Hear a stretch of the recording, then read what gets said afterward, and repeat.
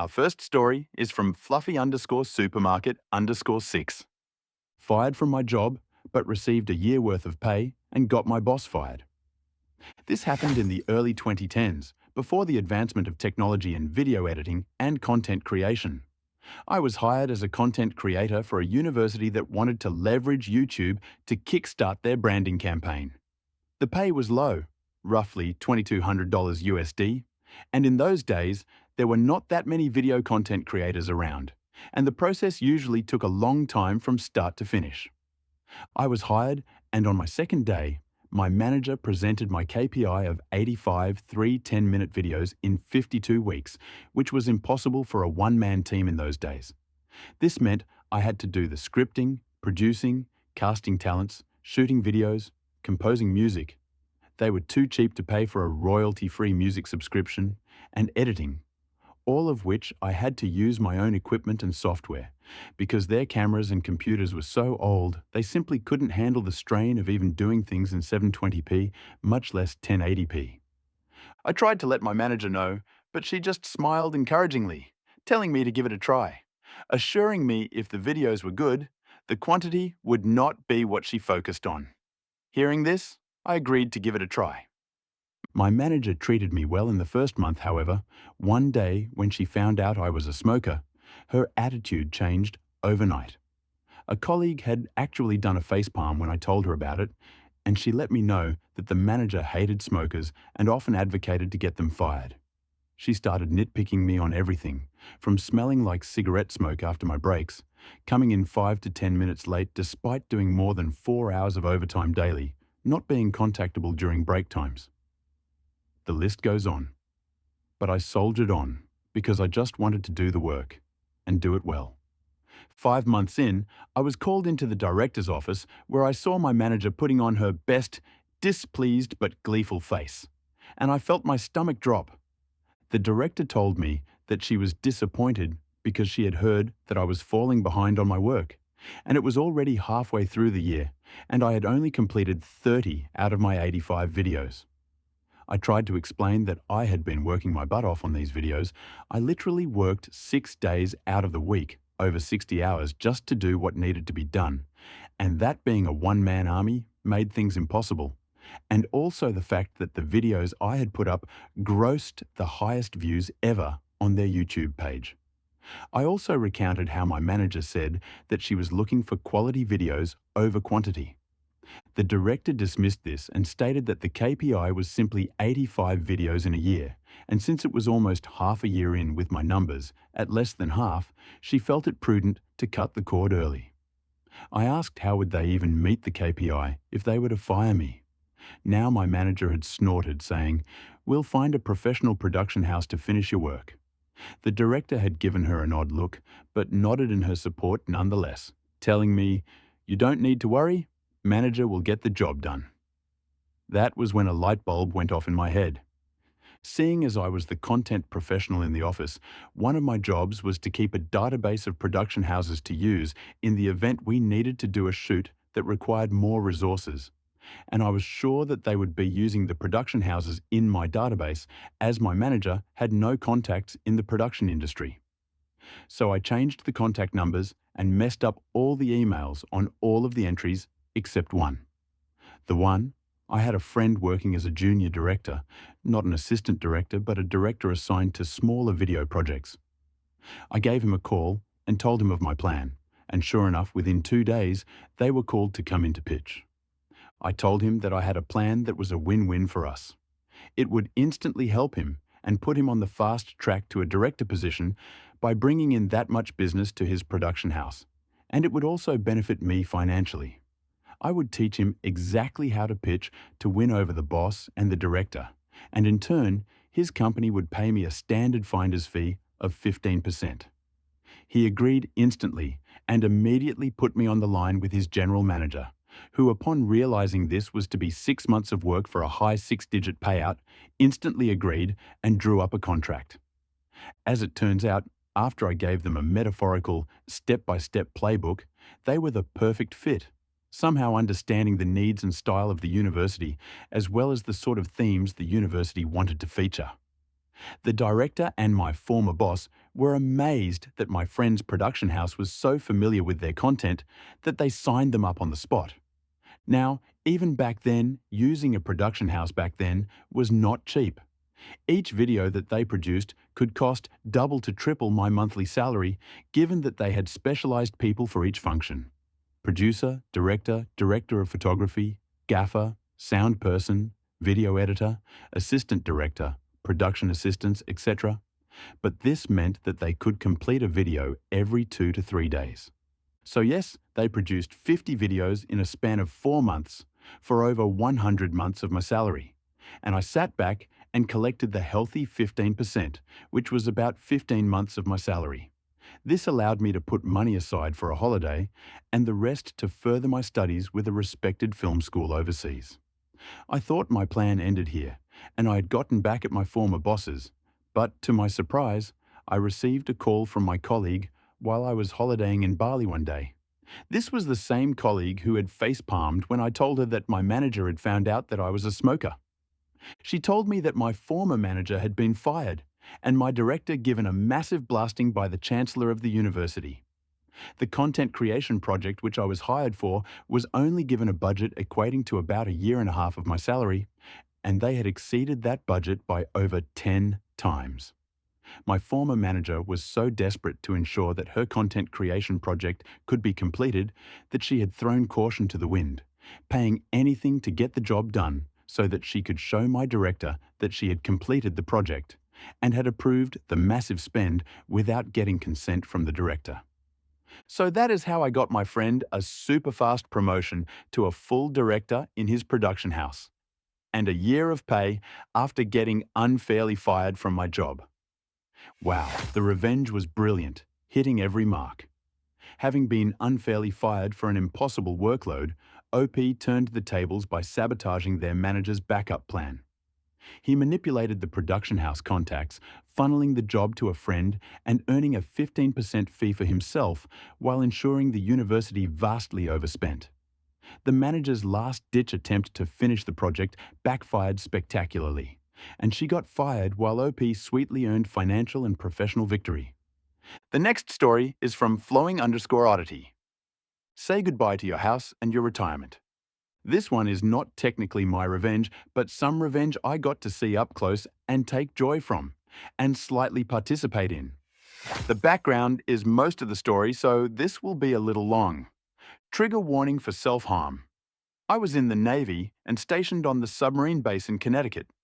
I had a friend I met in boot camp, and we were in the same class for our A school, Navy job training. We'll call that friend Bill. Now, Bill wasn't the most physically fit guy.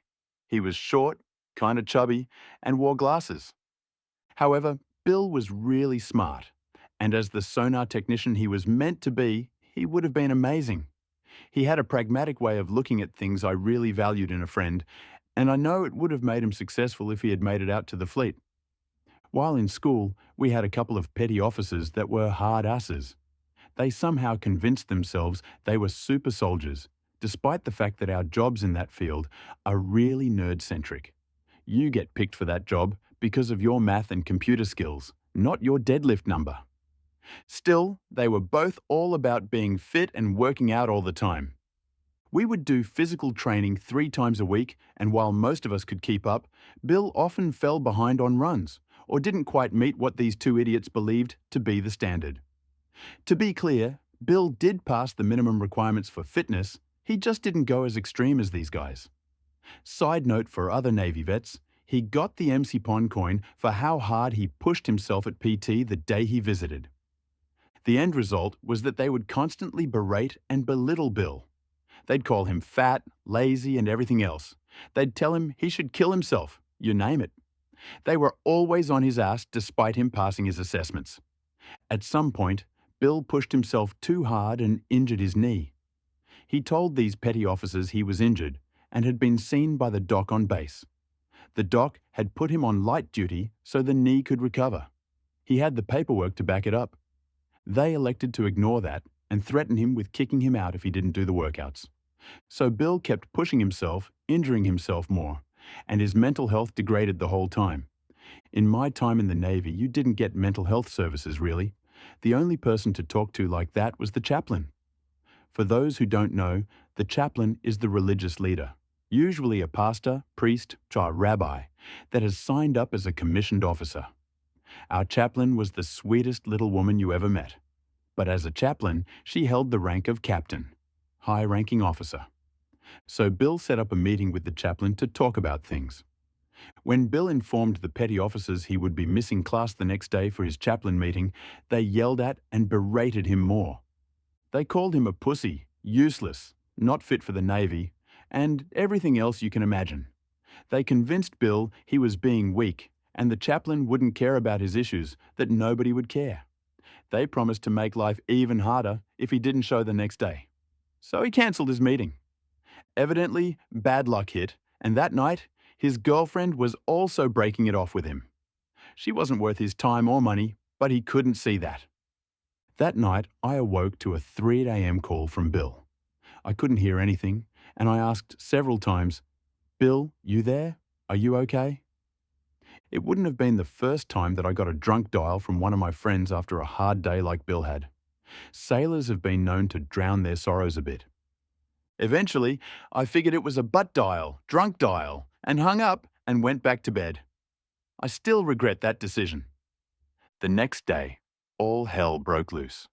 Me and a couple other friends got calls from Bill's now ex-girlfriend informing us he was in the hospital because he slit his own throat. Turned out a few of us got that 3 a.m. call, but Bill couldn't speak at the time and was kind of out of it due to blood loss. We finished what we had to do on base and rushed over to the hospital. As we got there, the chaplain was on her way out, and we passed her in the hallway.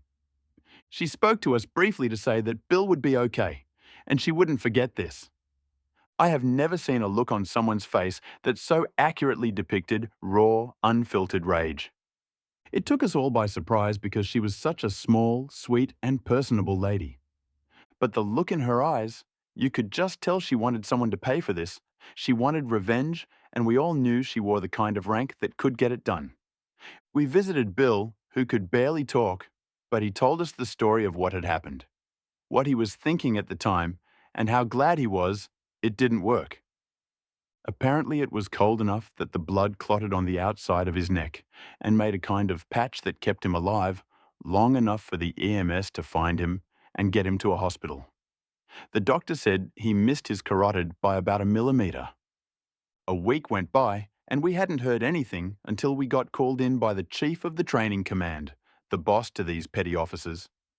He said he wanted to check on the rest of us and make sure there weren't any other issues with these guys he wasn't aware of, and that we were all okay. I let him know about an ass chewing he gave me a few months back, that I was really set up by these guys and they had lied to him. My friends cited a couple other examples of their own with these guys being generally shitty, dishonest people. I don't think it mattered. I think their fates were already sealed and we were being asked for more ammo to bury them with. The next day, they were nowhere to be found, and we were introduced to new instructors who would be taking over our training permanently. After class, I decided to stop by and ask the chaplain what happened. She told me she had never been more disgusted by the actions of a sailor than these two guys who convinced someone not to come see her. She teared up a bit regretting that she didn't get the chance to help Bill before he made his attempt. In her mind, it was these two that precipitated and enabled Bill's attempt. So on to the revenge. The chaplain told me she went to the admiral in charge of the entire base and demanded their immediate discharge. He granted it. Both petty officers were immediately processed out with dishonourable discharges. I can't remember the exact charge I heard they cited for it, but I know the Navy has a way of selling BS on paper when they want a certain outcome, especially officers at that high level. So basically, they get no VA benefits of any kind, got kicked out of the base housing they lived in, and could probably only find work at a gas station or under the table stuff somewhere. Also, I know from someone else who got the boot that the Navy only pays for a single bus ticket to get you back home, not your family or any of your belongings. When you have a discharge like that, no company with DoD contracts is allowed to hire you. That includes McDonald's because they have stores on bases throughout the country. Taco Bell, Subway, etc. None of them will give you a job. They can't and they don't want to anyway. So I don't know where these guys went or what become of them, but I know their lives were irrevocably ruined. One of them had about 18 years in, so he was 2 years from retirement and lost it all. The other was at about 12 years, so he also lost a lot. Wherever they are now, I'd be very surprised to hear they're making more than minimum wage. As for Bill, well, he made a full recovery. He got a full medical discharge, which is an honourable discharge that meant E5 pay for the rest of his life, full benefits, and a referral to a counsellor in his home state once he got back there. All paid for by the Navy. We lost touch over the years, but I did see on Facebook he got himself together, became a police officer, and got married. Edit to add. For those who have pointed it out, their discharges were actually arch, but I didn't want to have to explain the difference or have people Google it. We always used dishonourable colloquially for arch BCD because they all mean you got the boot and your life is going to suck. But no, they didn't do full CM or any brig time, but I did hear they pushed it to ASB and lost. Also saw someone pointed out Bill wouldn't get the medical at 100% for his neck. That's also true, he wouldn't have, but they wrote it up for his knee because it was basically bone on bone inside. I think they decided to do him a favour and not put him down as a mental health discharge. The revenge was deeply satisfying and justice-driven. The two petty officers who tormented Bill to the point of near tragedy got exactly what they deserved. Their dishonourable, or technically OTH, discharges left them with no VA benefits, no future career prospects, and shattered their financial security. One was just 2 years from retirement, which made it especially fitting that their cruelty cost them everything they'd worked for. Meanwhile, Bill's life took a positive turn, with a medical discharge granting him full benefits, lifelong pay, and a chance to rebuild. The chaplain's intervention ensured they faced severe consequences. Perfect revenge, indeed. A pro-revenge story from compile_commit. Phone calls for the previous owner who turned out to be my shitty manager. This is going to be a long one. TLDR at the end. This could also go in AITA sub. You guys decide. Names have been changed to keep anonymity. Mobile phones became common in my country around 2004, just as I finished high school. My parents bought me my first phone, a second-hand Nokia.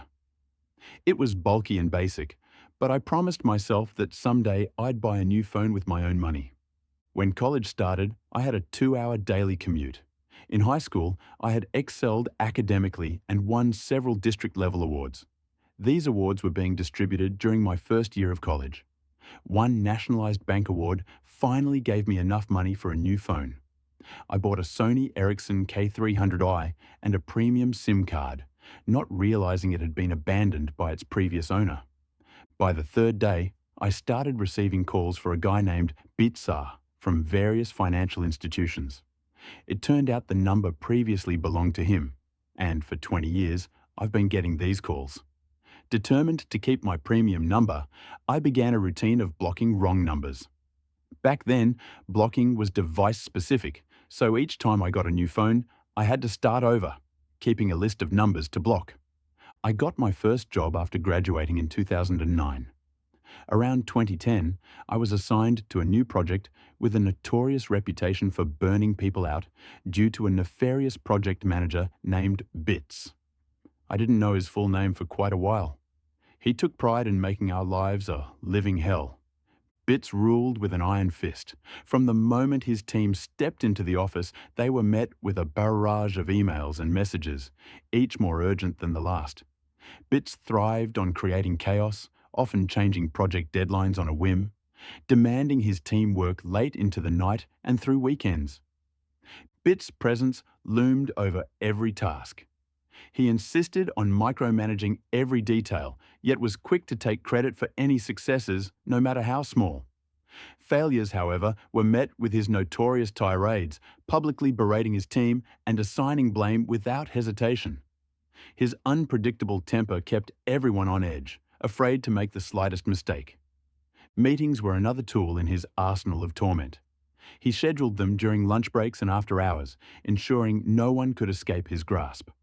These meetings were often pointless, serving only to reinforce his dominance and disrupt any semblance of work-life balance his team might have had.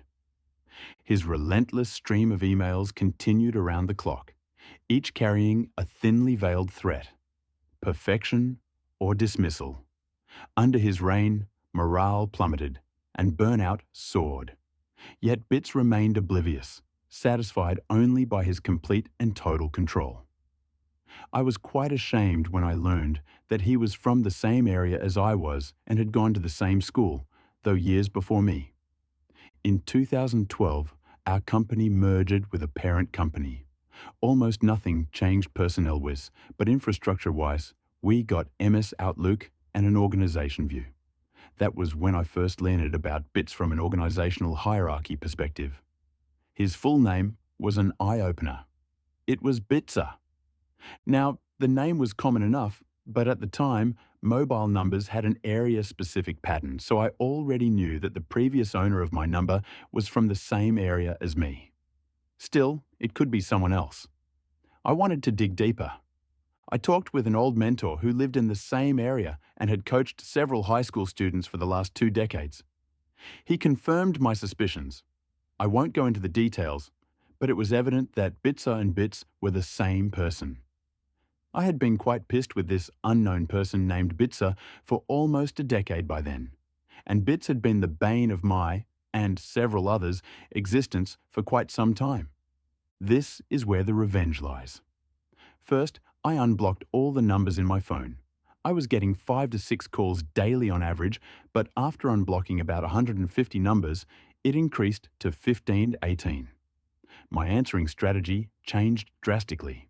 Instead of saying wrong number, I politely explained that the owner had changed his number and provided his current number to update their database.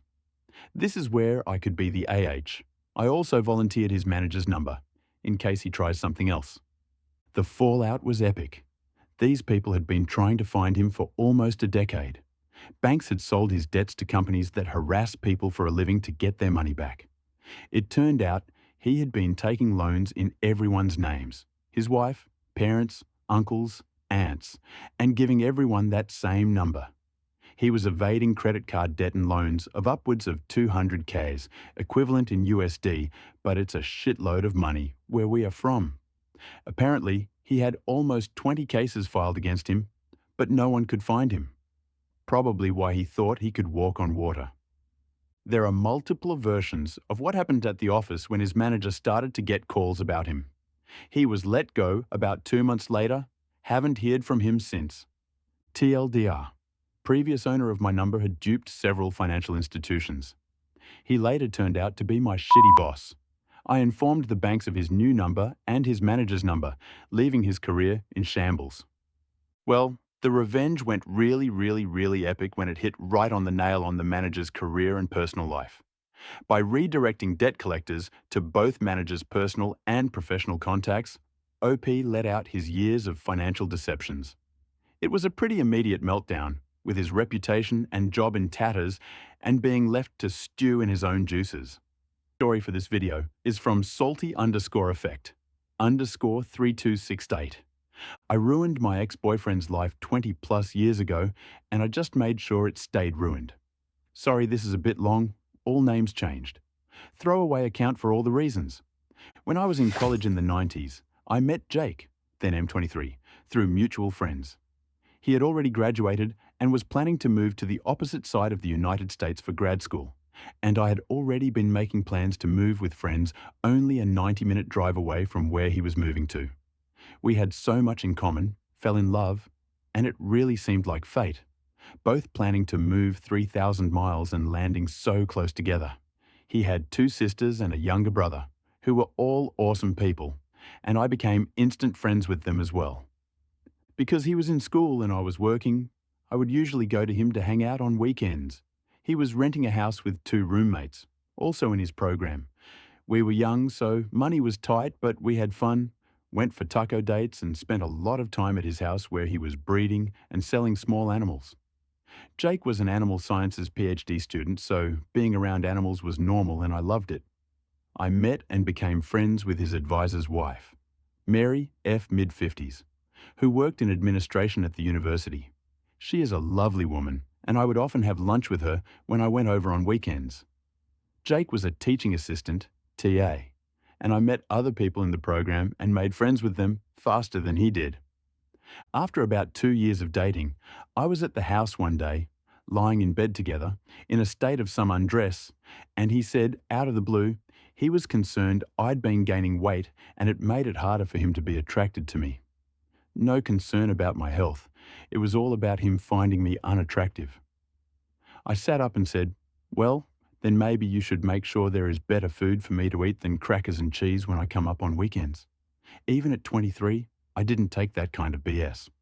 I had gained maybe 10 pounds since meeting him 2 years earlier and still wore the same size clothes, about a US size 6 to 8. I wasn't going to engage in a fight about it after all. It was his problem, not mine. So I asked him calmly, so what is your solution to this? He stared at me blankly and said, well, I guess that you should try to lose weight. And I said, nah, I'm not going to do that, so what are you going to do about it? He said, well, I guess nothing. I wanted to let you know how I feel. And I said, cool, thank you. Put my clothes back on, went to sleep, and drove home the next day, as usual. We keep dating, and about 3 months later, he called me and said he wanted to break up after close to 3 years. The reason, and I quote, you don't know enough about science. He felt like he couldn't have a conversation with me about his work, where he didn't have to use common names for animals instead of scientific ones. I said, well, that's bullshit. What's the real reason? He said, it was the real reason. He came to see me a month later to return something of mine, and I confronted him, demanding the real reason.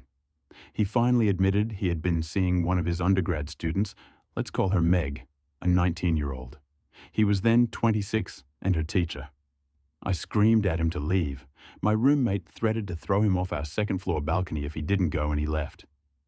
It hit me all at once after he walked out, and I went from rage to stunned laughter. I'd met Meg a few times, and at one point, she was at his house for a BBQ and spilled something all over her pants. Jake asked me if I could loan her some sweats. I couldn't because I was a size 8 and she was a size 18. Nothing wrong with that at all, but the point is, I realized he made those comments about my weight to try and get me to break up with him because he was a coward. He clearly liked a big gal. Although, when he'd said those things to me about my weight, it was 1 a.m. I lived about 95 miles away, and we had just had our sex, so I don't know how he thought this would go. Even in hindsight, it perplexes me. Did he think I was going to break up with him and storm off into the night and drive for an hour and a half? Anyway, I emailed his roommates. It was the early 2000s. It's how you communicated anything you didn't want to say on the phone. I wanted to let them know we'd broken up and that they were always lovely to me, and thanked them for being friends. They both admitted they knew about Meg and were the ones to demand that Jake tell me, or they would. That's when he broke up with me with the lame, you don't understand science excuse. One of his roommate, a super nice, super cute guy named George, offered to help me get a few things still at their house that he had collected for me away from around the house. He suggested I come up for the weekend. We go out and drink and have a good time, all the things Jake didn't want to waste money on. And I said, sure. So I went up and George let me into the house while Jake was gone. I took photos of all of his animals because while I might not be a PhD student, I paid attention and I knew he had an endangered species in his care. He wasn't breeding it. It was an unreleasable animal he had taken in from a rescue organization. There was paperwork he had to submit with a $25 fee, and he refused to do it, saying he didn't want the government in his business. I took photos of that animal, all his breeding conditions, and a photo of an animal not allowed in the state, which was in a tank right next to a window and visible from outside. I then went out for a night on the town with George. We stumbled in early, around midnight, so Jake and Meg, who were watching TV, would see me in a short dress, drunk, and George practically carrying me. I spent the night in George's room.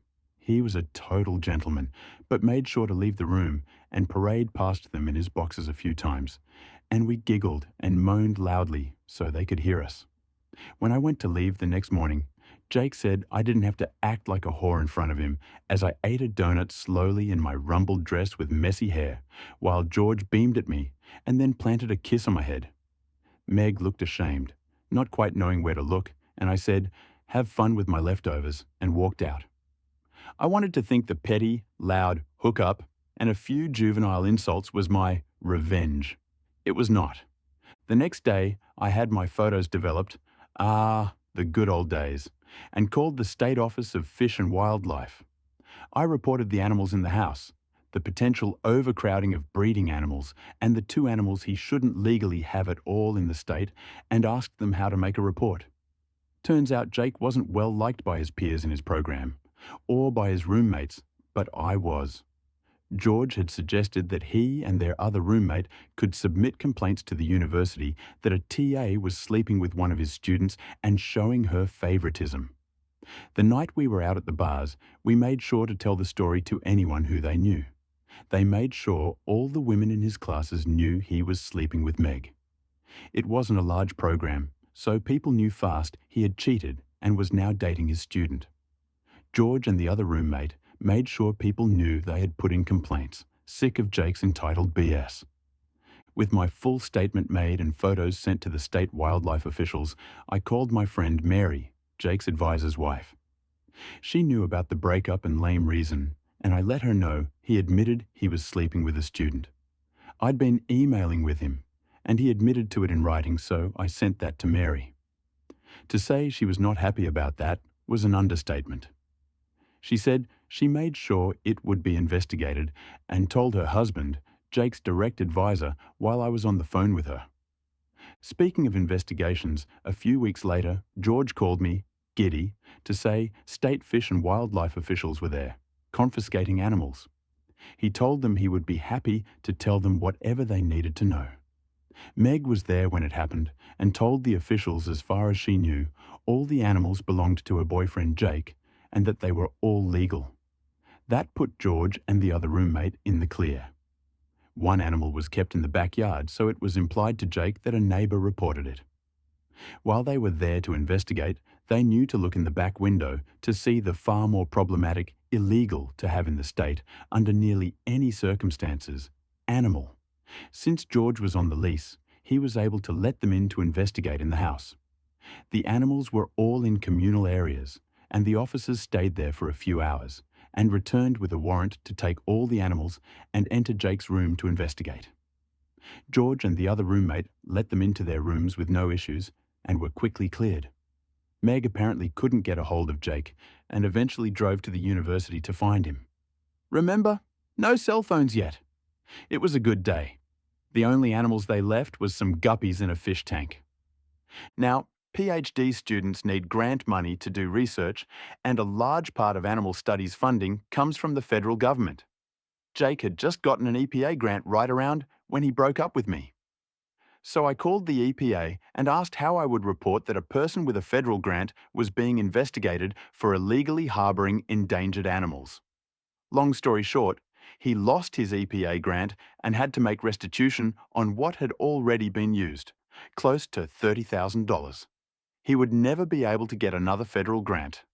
He avoided jail time on the state charges since all the animals were in good health, but lost all his breeding animals, worth thousands of dollars, since they were collected for safekeeping during the investigation when the two illegal animals were taken. In the end, he owed a $15,000 fine, and the two animals went to a nearby nature center. For years, I would stop by if I was in the area to visit them. The university revoked his scholarship and fired him from teaching for having an inappropriate relationship with a student.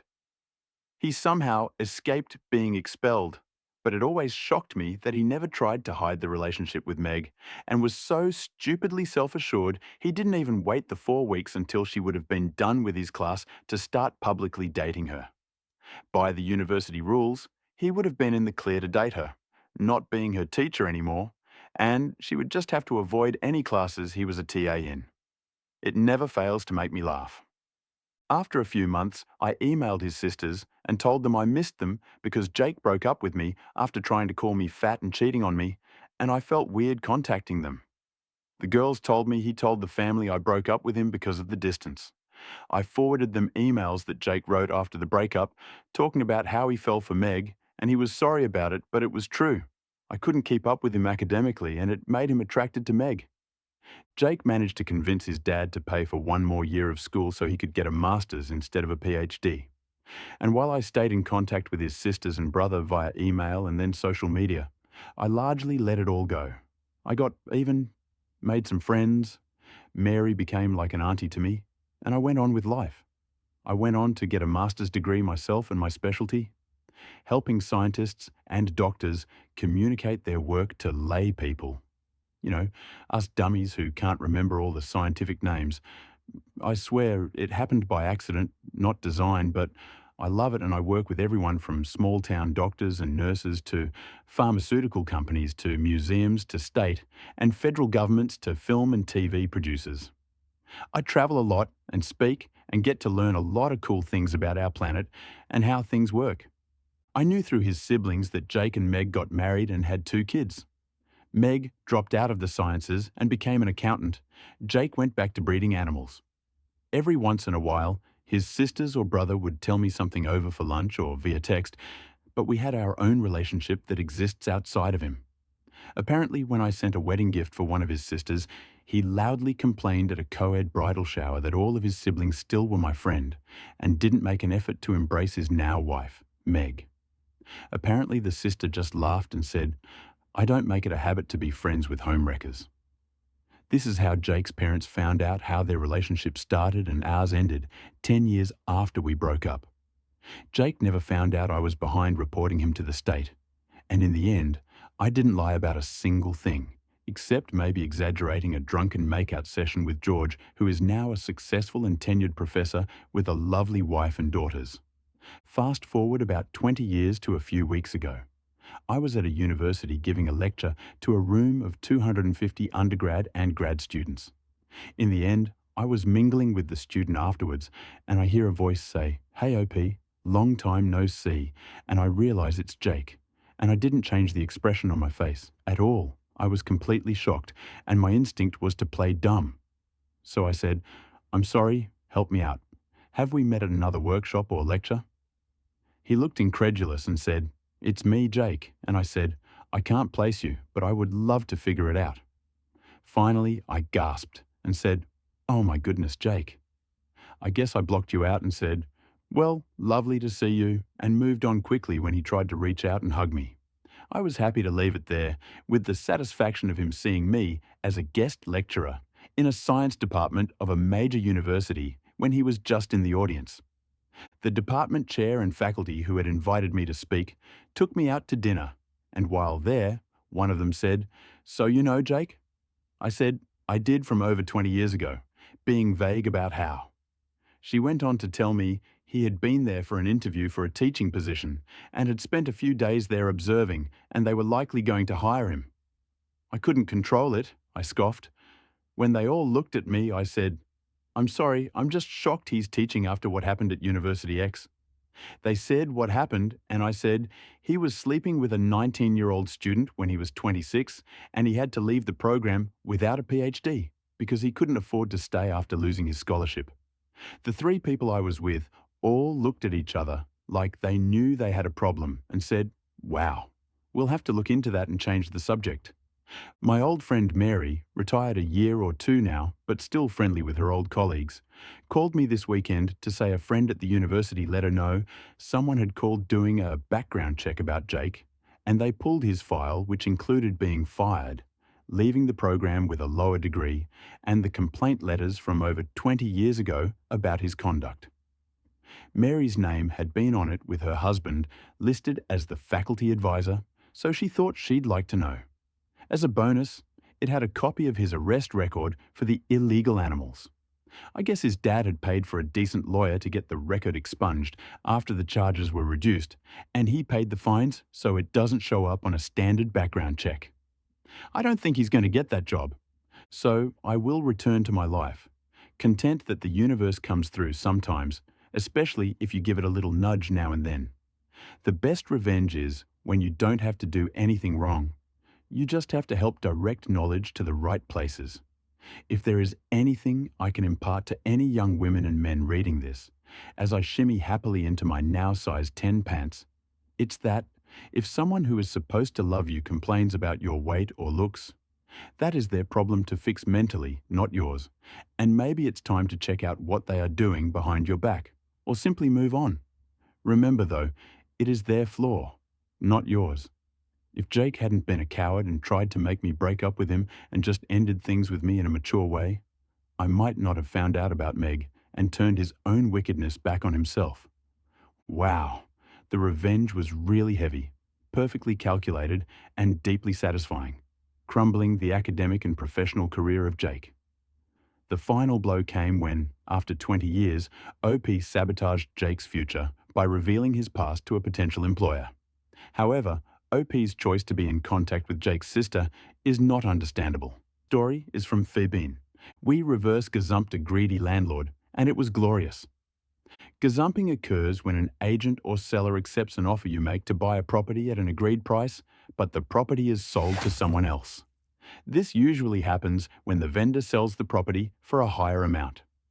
This happened 15 years ago, and it is one of the proudest moments of my life. My best friend and her husband have 5 kids together.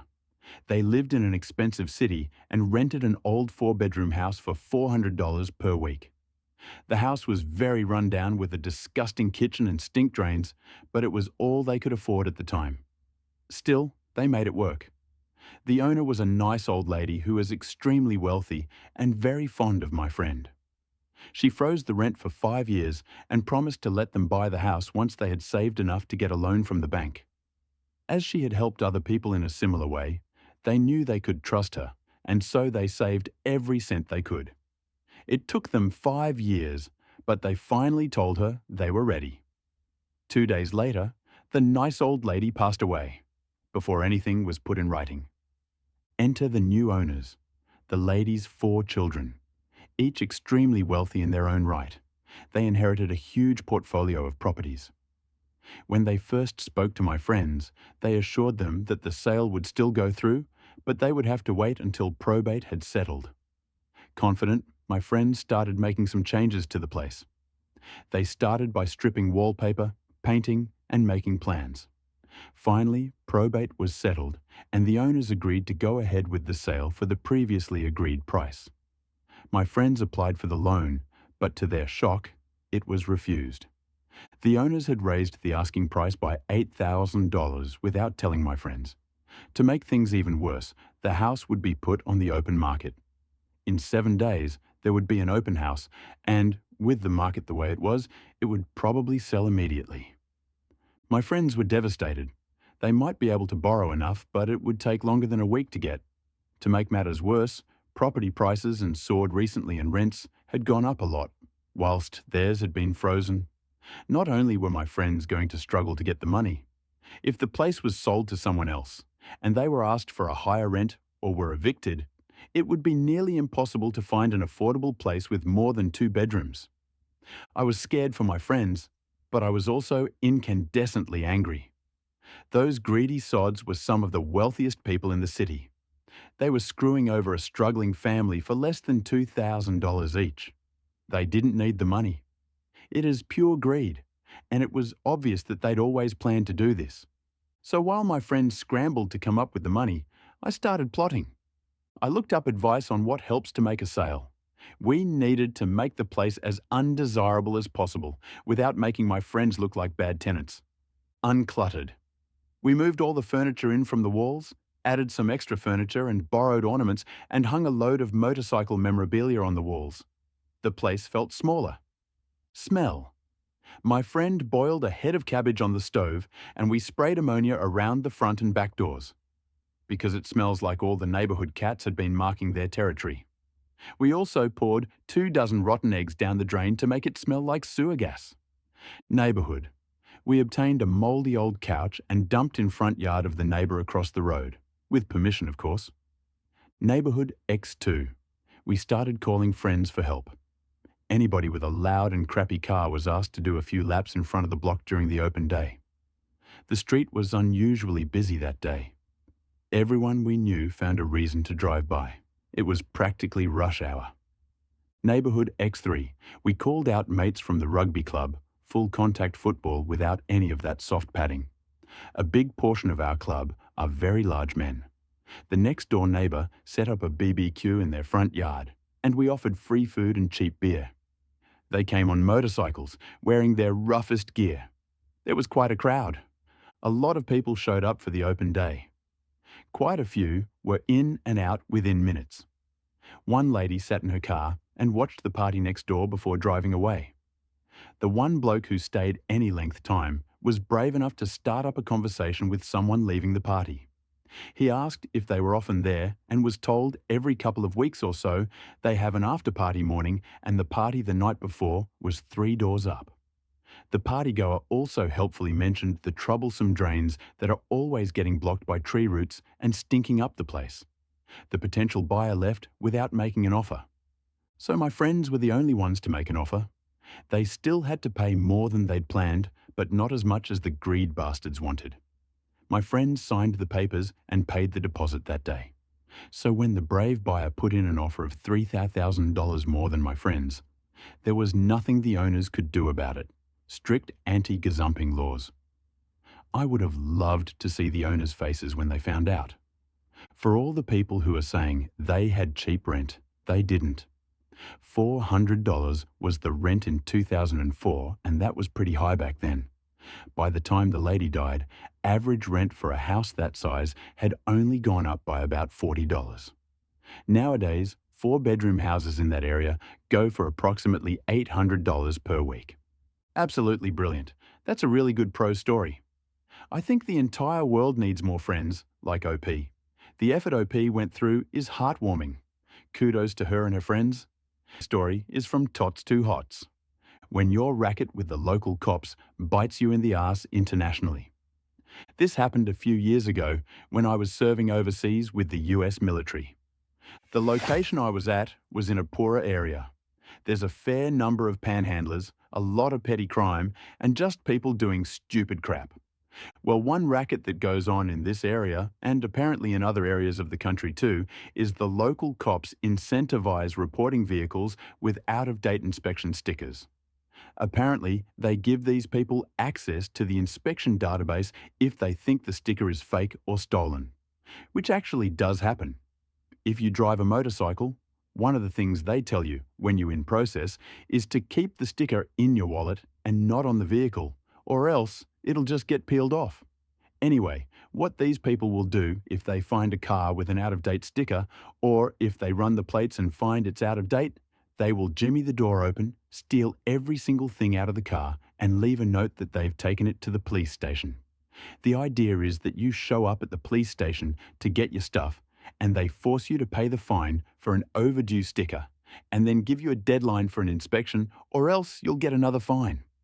Well, I came out to my car one morning, and lo and behold, there was a note on my seat saying that all my stuff was at the local police station, because my inspection sticker was fake, and I had to go get it. No, not only am I late for work, my kid is also going to be late for school because there's no bus, and I have to drive her every morning on my way. Also, my inspection sticker is not out of date, so I have no idea what's going on. Now here's the thing that was extremely problematic was I had put my passport and my wife kids in the glove box because I was taking them to the base to get some paperwork done, as well as grab some paperwork for my wife to apply for a new passport because hers was expired. I'm very forgetful, so I put them in the night before and made sure the car was locked. Yeah, dumb mistake. Anyway, I get to the station, ask them what the heck was going on, and then when I have them look at the inspection documents that the guy had taken, which clearly stated the car had been inspected and was current, they apologized and told me that they would give my things back, and I had to wait there for a second. I asked to file a police report for theft, but they looked at me like I had 3 heads and told me nothing was stolen, even though somebody broke into my car and took my things. This is when a light bulb went off in my head, and this might fall into the unethical category. The guy had taken official US passports, which might be a problem, but probably nothing would come of it since they were turned right into the police. However, I asked him where my wife's passport was. They told me that whatever is there is there. I said I needed a police report because I needed to contact the US Embassy about a stolen passport, and the fact that this police station would know exactly who the person was that stole it because they had dropped off my things that morning. I have never seen someone's attitude change as quickly as that cop's attitude changed. He tried to talk me out of filing a police report, but I was pretty insistent, so I went ahead with the police report, and then I did contact the embassy and reported the passport stolen and gave them all the information of the police station, and when I got the police report, I emailed it to them as well. Wound up getting a free passport out of it for my trouble. The embassy told me they were going to handle it, and from what I heard, the person who broke into my car actually got arrested and fined and was looking at additional charges because he stole foreign documents. Really would have liked to have been a fly on the wall when one of the local cops rolled into wherever he was at and told him to come with them. I don't feel bad at all. Hopefully, dude learned his lesson, and I did not have any further issues until I PTSD home. The revenge was perfect because the thief unknowingly escalated his petty crime into an international incident by stealing US passports. BTW, the small crime of the thief made him an international thief. Wasn't it a promotion for the thief? Story is from Lone Ranger. Stepdad cheats on my mom, so we get revenge. Initials for clarity. Me, 24M. Me, my mother, 50F. Mum, my brother, 23M. Bro, my sister, 30F. Sis cheating. Stepdad, 45M. Chris, stepdad's co-worker, 25F. Betty. The other woman, 40F. Darla. This may be a long one. Apologies in advance. I moved in with my mom after her marriage of 25 years with my bio dad was ended. He was a manipulative asshole, but that's another story. Shortly after the divorce, my mom introduced me to her boyfriend at the time, Chris. Now, my mom worked as a correctional officer at the county jail. The boyfriend was a former inmate, in for a DUI. That should have been the first red flag, but my mum was grieving a long marriage, and I didn't want to push the subject. Chris seemed to make her happy, and that was enough for me. Me, bro and sis all moved in with mom and Chris, and we seemed to get along okay. Chris and I bonded a bit over our love of video games, and all seemed well. That is, until 2017. Due to Chris's prior DUI, he had to go in regularly for probationary checkups at the courthouse. One day, he didn't return, and we got a little worried. We then received a phone call from him from Texas. Turns out, when he arrived at the courthouse of that day, he was jumped by the FBI. His family from Texas was implicated on a number of gang and drug-related crimes, and due to a situation where he was in a vehicle during a drug handoff, he was on the hook as well. He ended up agreeing to testify against his family members in exchange for a shorter sentence and allowed to be out of prison before the trial. My mom was distraught, and over the course of many phone calls over a year, they worked out their marriage plans when he returned. His store owner at the DQ he worked at allowed him to come back as well, back to his store manager position. Soon after, the drinking started.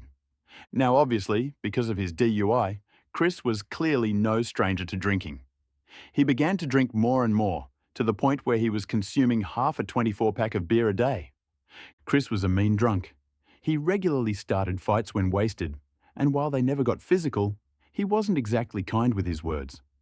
My mom enabled his behavior for several years, saying the stress was getting to him from work and from the upcoming trial. Finally, after several years, my mom had enough. Chris came home extremely drunk one night, and my mom confronted him.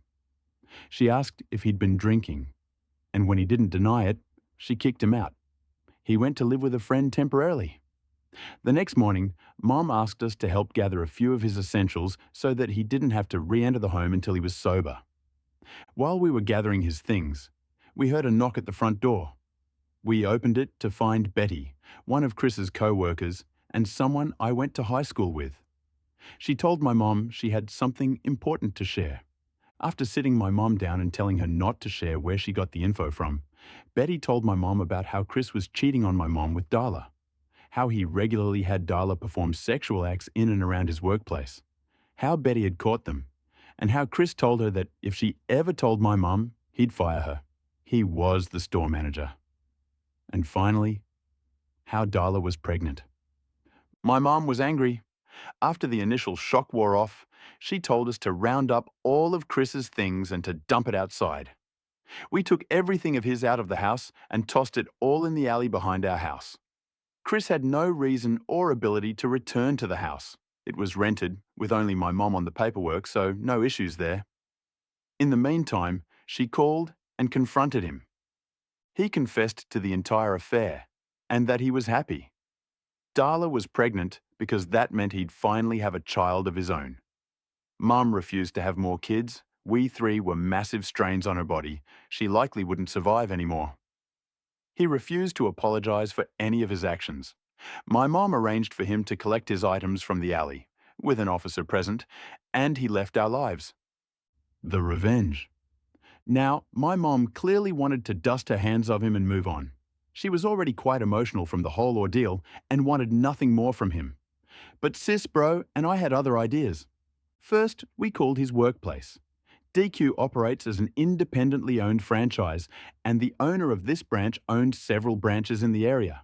He was also a good friend.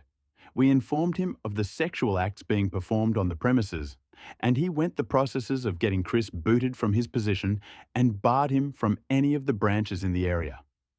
Funnily, Betty got his position after he left and now runs a tight and clean ship. Chris no longer had a job or a place to live, and so went to live with Darla in a town about an hour away.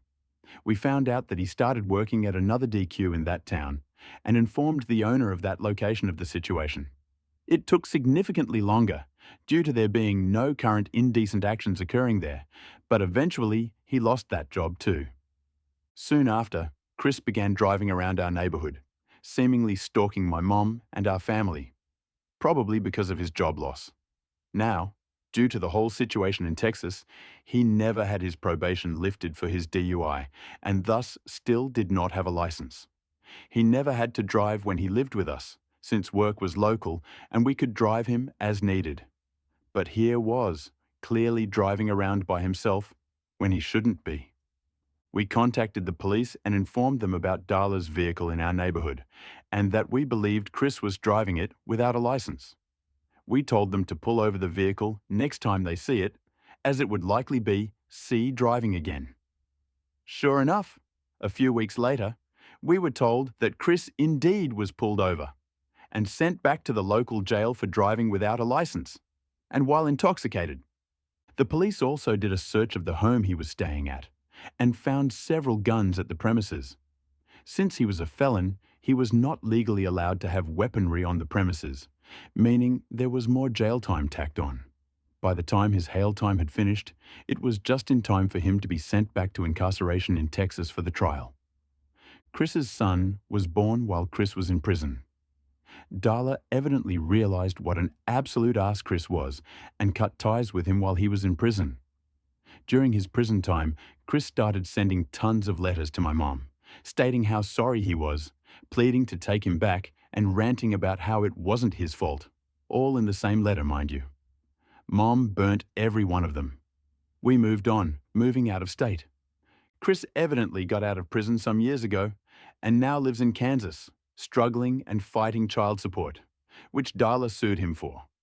Mom now has a new boyfriend who treats her right and cares a lot more than Chris ever did. Bro and sis moved on and out, and I still live with Mom, assisting her with the newly purchased home that we've been renovating. Life's looking okay. I was reminded of this by a chat with a co-worker about cheaters and thought to post it here for others to enjoy. I'm glad it worked out well, but I also think you got a bit lucky. A felon with guns at home, driving around your neighbourhood drunk, probably stalking your mum. That could have gone south and bad. BTW, the revenge was pro and long-lasting, ensuring the felon get what he deserved. The story is from Basecap. Try and get my team member fired, get deported. I am not sure if this is pro-revenge, so I will let you all decide. If not, let me know, and I will move it. I will say in advance sorry for the long one, but the backstory is relevant. Back in the early 2010s, I started working for a big internet-based company in the UK. The company was opening a new office with a new subdivision in London. When I started, there were 2 team leaders and the office manager. The two teams were the content team and the SEO, search engine optimization team. I was recruited to be the development team lead, that is web development. When I was interviewed for the job, both the office manager and SEO team lead were carrying out the interview. As you do in interviews, when they asked if this or that could be done, I would respond, yes, of course. Or, you would get a better result doing X, Y, or Z. So, I got offered the job, and for the first year, there was so much going on. As well as building a team, I also had a portfolio of websites that needed to be redeveloped and redesigned. It was at this point that some red flags started to pop up.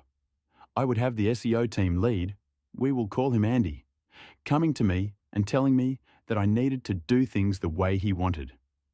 I would always push back and say no, and give a reason why I was doing things the way I was. Andy would get irate and would complain to the office manager about me. When the office manager would ask me about it, I would explain what had happened and why I had said no, and the office manager would leave it there, because at the end of the day, I was the one with the experience in web development, not Andy. This happened a few times over the first year, and I then realized that the reason that Andy was getting so irate was because he thought that I would be a yes man to him. Sorry, buddy, that is not who I am. So, now that we have the backstory, let's get into what led to the revenge. Me and the team had been working hard to get 2 of the new websites completed, and I was due to show them off to the board before they went live. This company's head office was in another part of the country, and I had to leave the office in London at about lunchtime. So, I arrived to the hotel that is across the road from the head office about 4 p.m. and jump on my laptop to start going through the sites to run some tests. I was testing functionality, making sure the look and feel were correct, things like that. Then it happened. We found a major bug that caused a major issue with the functionality of the website. So it is at this point that I am going to introduce the star of our story, Johnny, not real name, but attacked all the same, who was my senior developer. Me and Johnny working through the night, me in the hotel room, and him in the London office. We finally fixed the bug about 7 a.m. the following day. My meeting with the board was at 10 a.m, so after getting showered, feed, and over to the office, I started my day with 0 hours sleep. I go into the meeting, and the first thing that is said is the CEO asking if I was okay. I had met him a few times, and he was a really nice guy. I explained that we had found an issue with the sites yesterday, and me and Johnny had worked through the night to fix it before the meeting. Long story short, everyone was really impressed and loved the new sites. At the end of the meeting, the CEO pulled me aside and thanked me for everything, and then told me to go home and get some sleep. It was about a 3-hour train ride to London, and then another hour home. I thanked him and went on my way. So, after taking my team out for a well-deserved lunch to say thank you, the office manager then organised a night out for the whole office to celebrate on the following Friday. We started off at a fancy bar. Not my sort of thing. I am a man of cheap tastes. And then everyone moves on to a small club. I go to the club for a bit, but then leave quite early in the night as I need to get a train home. I say my byes and then head home. I come into the office on the Monday and there is something going on. I speak with Emma, not real name, the content team's lead. She does not know what is going on, but there are people from head office, HR and others.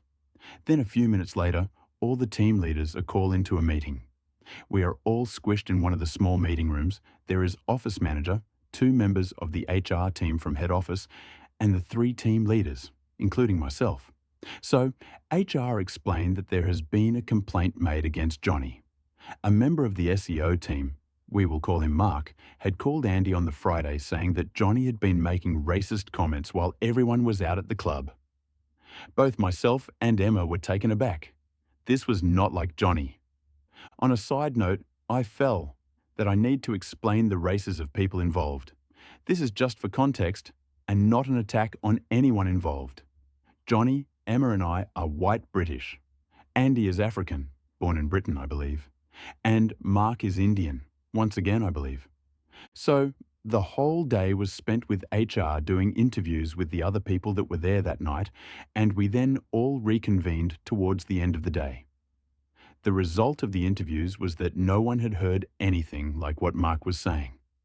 So, it was Mark's word against Johnny's. This was not acceptable for Andy. He wanted Johnny fired and cried, "We could not have someone like that in the office."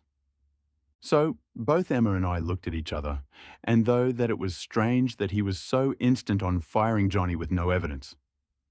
Both the office manager and HR agreed, and Johnny was let off with a warning and to be aware in the future of how things he says that could be misinterpreted. Life went back to normal in the office. That is, until about 2 months later. The story of what had happened had gone round the office, about 12 people. Then one afternoon, I was pulled aside by one of the guys on the content team, and he said that he had overheard Andy and Mark talking and thought I should know. We went into one of the meeting rooms and he laid everything out. What I heard made my blood boil, and I think had I been in a cartoon, steam would have been erupting from my ears. He told me that the racism complaint was faked and a plan that Andy had to attack my team, because I would not bend to his demands. Him and Mark were on a call outside the club. Andy was not there that night, and that is when he heard what they were doing. It later came out that their plan was to make the complaint against Johnny and get him fired, which would then lead on to Andy complaining that I was not fit to run a team if I let that sort of this happen under my leadership. My first question was why he didn't bring this up with HR in the interviews. He said that he did, but it was his word against both Andy and Mark. I thanked him for this and went on with what I was doing. I was pissed. There was no way that I was going to let this slide, but I knew that if I was going to go after them, I needed to have everything in place beforehand. I didn't tell Johnny what I had been told and asked the guy that told me to keep it to himself for now. I didn't want Johnny to get pissed off and do something that would get him fired or, worse, affect any revenge I could dish out. So, I watched. I watched everything the SEO team did and didn't do. Then it happened. It was like angels had descended from heaven to deliver me the winning lottery ticket. The building we were in was a 3-story building with a main stairwell with a door on each floor to the offices. The stairwell also leads to a door out to the street. At the time, I was a casual smoker and used it to get a break from the screen and clear my head if something I was working on was not going well. So, I walk out of the door to the office and into the stairwell. And who is there? Mark of all people. He is on the phone, and he goes white as a sheet when he sees me. Now he is mid-sentence with the person on the other end of the phone, and as I am walking past, he is forced to carry on the conversation. I overhear, and from what he is saying, I can tell that he is talking to a school or something like that. The conversation sounding like he was looking for information about applying and about a visa. I thought that was a strange call to be having, and something was fishy about it. I had my suspicions as to what was going on, but nothing concretes at this time. A few days later, I was heading back up to the head office, and by that time, we had a new office manager who lived near the head office, so was based there most of the time. When I got there, I dropped my things off at the hotel and headed over to the office. I went to his desk and asked to have a quick chat. I explained to him what I had overheard Mark talking about on the phone and said that maybe the company might like to look at his visa status. So, a week went by and nothing seemed to happen. Then bam! He stopped showing up to the office. A few days later, I got told what had happened from one of the other SEO team members. Mark had been fired with immediate effect for no longer having the correct visa to work in the UK. The company did not want to get involved in sponsoring a new visa for him. I don't know why. I started asking questions around the office, random chit-chat, and I found out that Mark is from Dubai and he was here on his wife's student visa. I don't know how that works, but it was all above board. I also found out that his wife's course had finished and that left them with a small window of time to get a new visa. That is when it all clicked. Now, there are some doggy people in London and everywhere else, and they would set up these fake collages that would sign people up to get visas to live and work into UK. At some point before or after this saw a program on this. And normally these were set up in tiny offices that you couldn't swing a cat in, let alone be a collage. They were used as postal address for the collage, and they would charge a course fee to be enrolled and thus be able to apply for a student visa. So, what Mark was trying to do is to get enrolled in one of these collages so that he could stay in the UK and carry on working.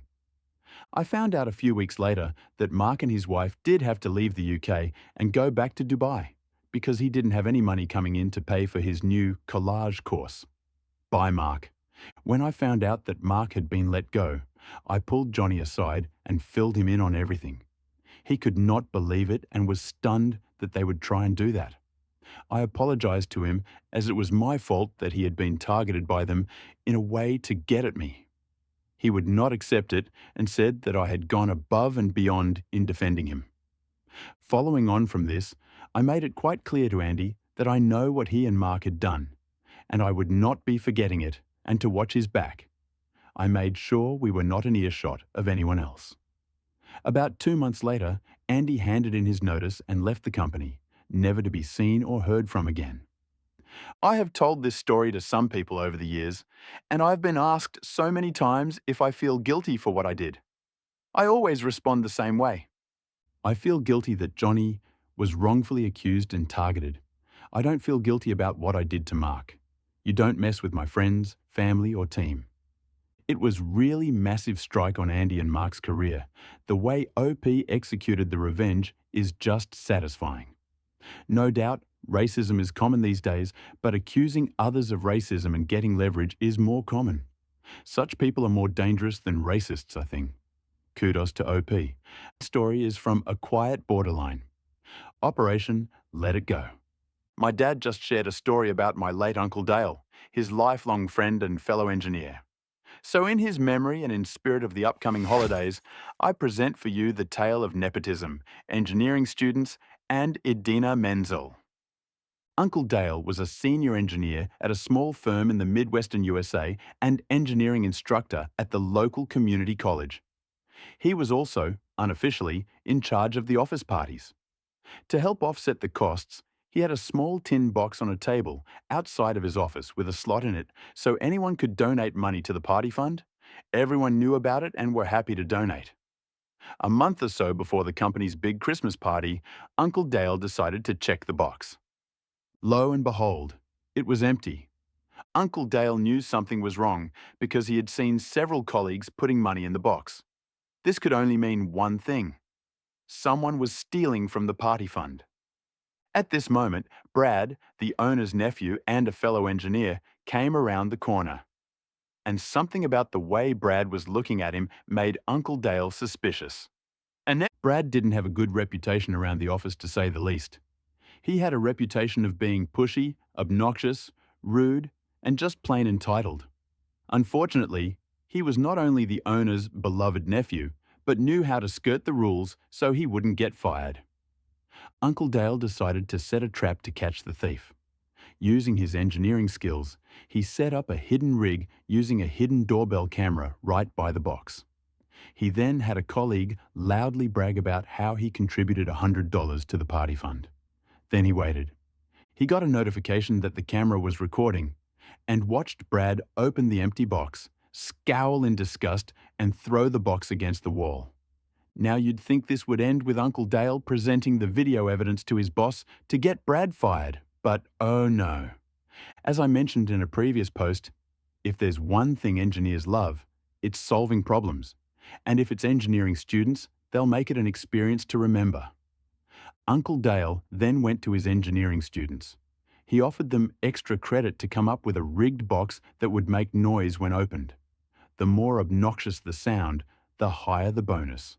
1 week later, they delivered their project and demonstrated how it worked. Pleased with the results, Uncle Dale awarded them the extra credit as promised. The next day, he set up the rigged box and proclaimed, "Well, isn't this nice? Someone donated $50 to the party fund." Then he went to his office and waited. The engineering students had rigged the box with one of those inserts from cards that play music when you open them. By popular vote, they had picked Let It Go from the Disney movie Frozen, right around the time the song was beginning to become unpopular. They also managed to ensure that once opened, the box couldn't close unless you pressed a hidden side button releasing the hinge. So the song would continue to play. For extra funnies, they made sure to angle the insert for maximum volume and secured it down with industrial strength glue. Sure enough, everyone in the office heard Idina Menzel belting the hated song and Brad's frustrated grunts while trying to close the box. One of those attracted by the sound was Brad's uncle. Finally, Brad chucked the box at the wall, managing to put a good-sized dent in it. The uncle then summoned Brad to his office. 15 minutes later, Brad left with a cardboard box and cleared out his desk, along with a note in his file, "Do not rehire, do not recommend." So his engineering career was over. That Christmas, Uncle Dale had a little video prepared to show at the party. The doorbell camera had caught Brad's attempt to steal from the box, all to the tune of Let It Go. Wow, Uncle Dale's engineering degree didn't go to waste. He got Brad caught with a very clever trick. If Uncle had complained to the owner, it would have created problems for himself. So, Dale's method was calculated and perfect, tearing apart Brad's reputation and leaving him defenseless. What a great job. BTW, it was not a revenge. The story is from Sister in my wedding. Sister wants to walk down the aisle at my wedding. We used that to our advantage. Here I am, writing this long tale in my honeymoon. But it does feel cathartic to finally type it out. And my husband is more excited about this than the resort drinks. Lol. Anyway, this is a throwaway because I don't have a Reddit account, and my husband, the Reddit fanatic, said he doesn't want this associated with his main. As to why the Reddit guy isn't the one writing this, it's because he said, since it's my family, I should be the one with the honor of posting the story. But he is looking over my shoulder to help out. I'm not a lawyer, so I don't know if this works, but I do not give permission for this to be reposted anywhere else. So, I think first it's necessary to give some background, to explain how this behavior reached this level, and why our responses were as they were. It's a long read, I apologize. So, ever since I could remember, my parents loved my sister more. I don't mean in subtle ways either. If my sister accused me of something, they'd believe it and punish me. If I accused her, they wouldn't believe. Even if there was undeniable proof, they'd still give her a lesser punishment and try to find a way to scold me in tandem. My birthday cake had to be a flavor she wanted. Hers did not, and my parents always denied knowing I didn't like that type of cake. They always bought her a bit more than for me. We went to where she wanted, even if it was an event that should be about me. My sister grew up spoiled and didn't like me, just used me as a punching bag. But at first, she mostly ignored me. But then it got really bad when we were young teens. I'm not sure what the cause and effect are, but she found herself with no friends and her behavior got worse. Did her friends move? Did they ditch her because she was mean? I don't know, because we were never close, and my parents loved to boast about her achievements, but never ever mentioned any issues. Whereas with me, they loved to bring out any flaws of mine constantly as teasing material. I only knew she had none because we went to the same school and I noticed her no longer walking around with people. Anyway, she had no friends. I did. I used to be decently popular. My sister realized that, and suddenly I stopped being the occasional punching bag to a hated person she needed to take down at all times. She started accusing me of more stuff. She accused my friends of more stuff. My parents stopped allowing me to hang out with anyone, the excuses ranging from, "They're not good people according to your sister," to, "Why are you trying to leave us? Why can't you be like your sister and enjoy family time?" What saved me from complete isolation was extended family. Most of my family lived in the same hometown, and I got along with my cousins despite some age difference. At one gathering, they invited me over to something, I don't remember what, and I sadly replied, "I'm not allowed to go anywhere." When asked why, my kid self with no filter replied that it was because I wasn't allowed to have friends since my sister didn't have any. Well, That reached the adults, who apparently tore my parents apart. Later, I was scolded for lying and grounded, as if I had anywhere to go, for a month. But after that, they allowed me some leeway, so it was worth it. And my sister changed schools. I guess the humiliation of extended family knowing her social status was bad, and she demanded to be changed. And my parents immediately obliged, even though it cost them more since the school was further away. But she made friends on the new school. However, she never went back to the previous status quo of mostly ignoring me. I guess having felt the power of how badly she could screw with me, and anger that I told family she had no friends, she never let me go. My life was still bad. Her friends would come over and bully me, and my parents called it light teasing. I never called friends over because my parents were awful hosts to them, or my sister would accuse them of taking stuff, and they'd believe it. I did become close to my cousins, though, since my parents never dared do any of that to family. And then I got my first boyfriend. I didn't want to bring him home at all, but my parents insisted. Well, at one point, we were separated, and he came to find me to tell me my sister was flirting with him. By which he meant she came over with skimpy clothing, batting her eyelashes really badly, and started telling him how bad I was and how good she was. He was irked and ran off to find me. Of course, my sister told my parents a different tale, that my BF had instead tried to flirt with her, but she naturally refused, since how could she do that to me? Guess who my parents believed? Now, my BF wasn't perfect, but I immediately believed him, for a mean reason. But remember that back then I was a teen, and suffering from the unfair bad treatment. I was very resentful and moody, and now hated my sister as much as she hated me. With that disclaimer out of the way, let's talk about looks. I hadn't mentioned them yet because they weren't relevant. My parents are overweight.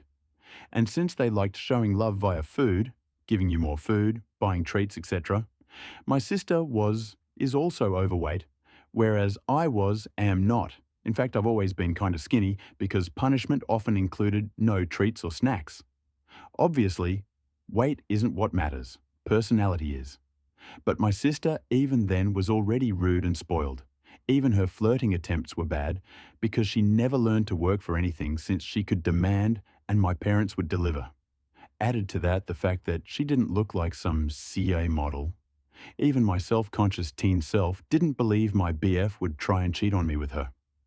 Anyway, my parents prohibited me from dating such a horrible boy.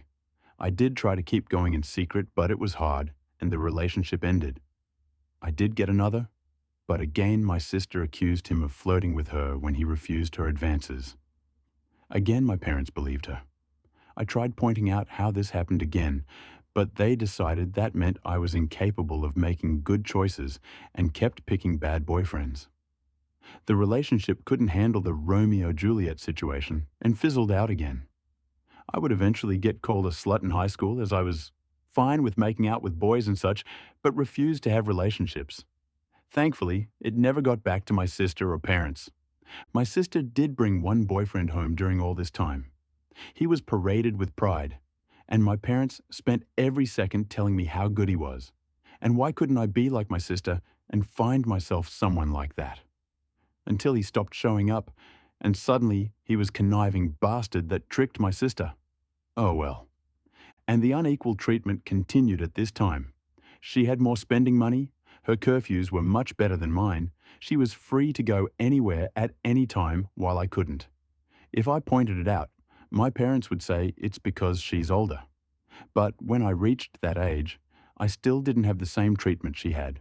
And when pointed out, they'd deny they ever said that or claim it was because I couldn't be trusted like she was, using my sister's accusations against my BF and friends as proof of my bad judgment. Time goes by, and it is time for my sister to graduate. She was accepted into a college, not a very well-regarded one, and she had no scholarship or anything. Again, because only her achievements were told to me, I don't know which colleges she even tried for, so I can't say how badly she was rejected. I do know her grades were bad in school though, because whenever she got a B, we would celebrate.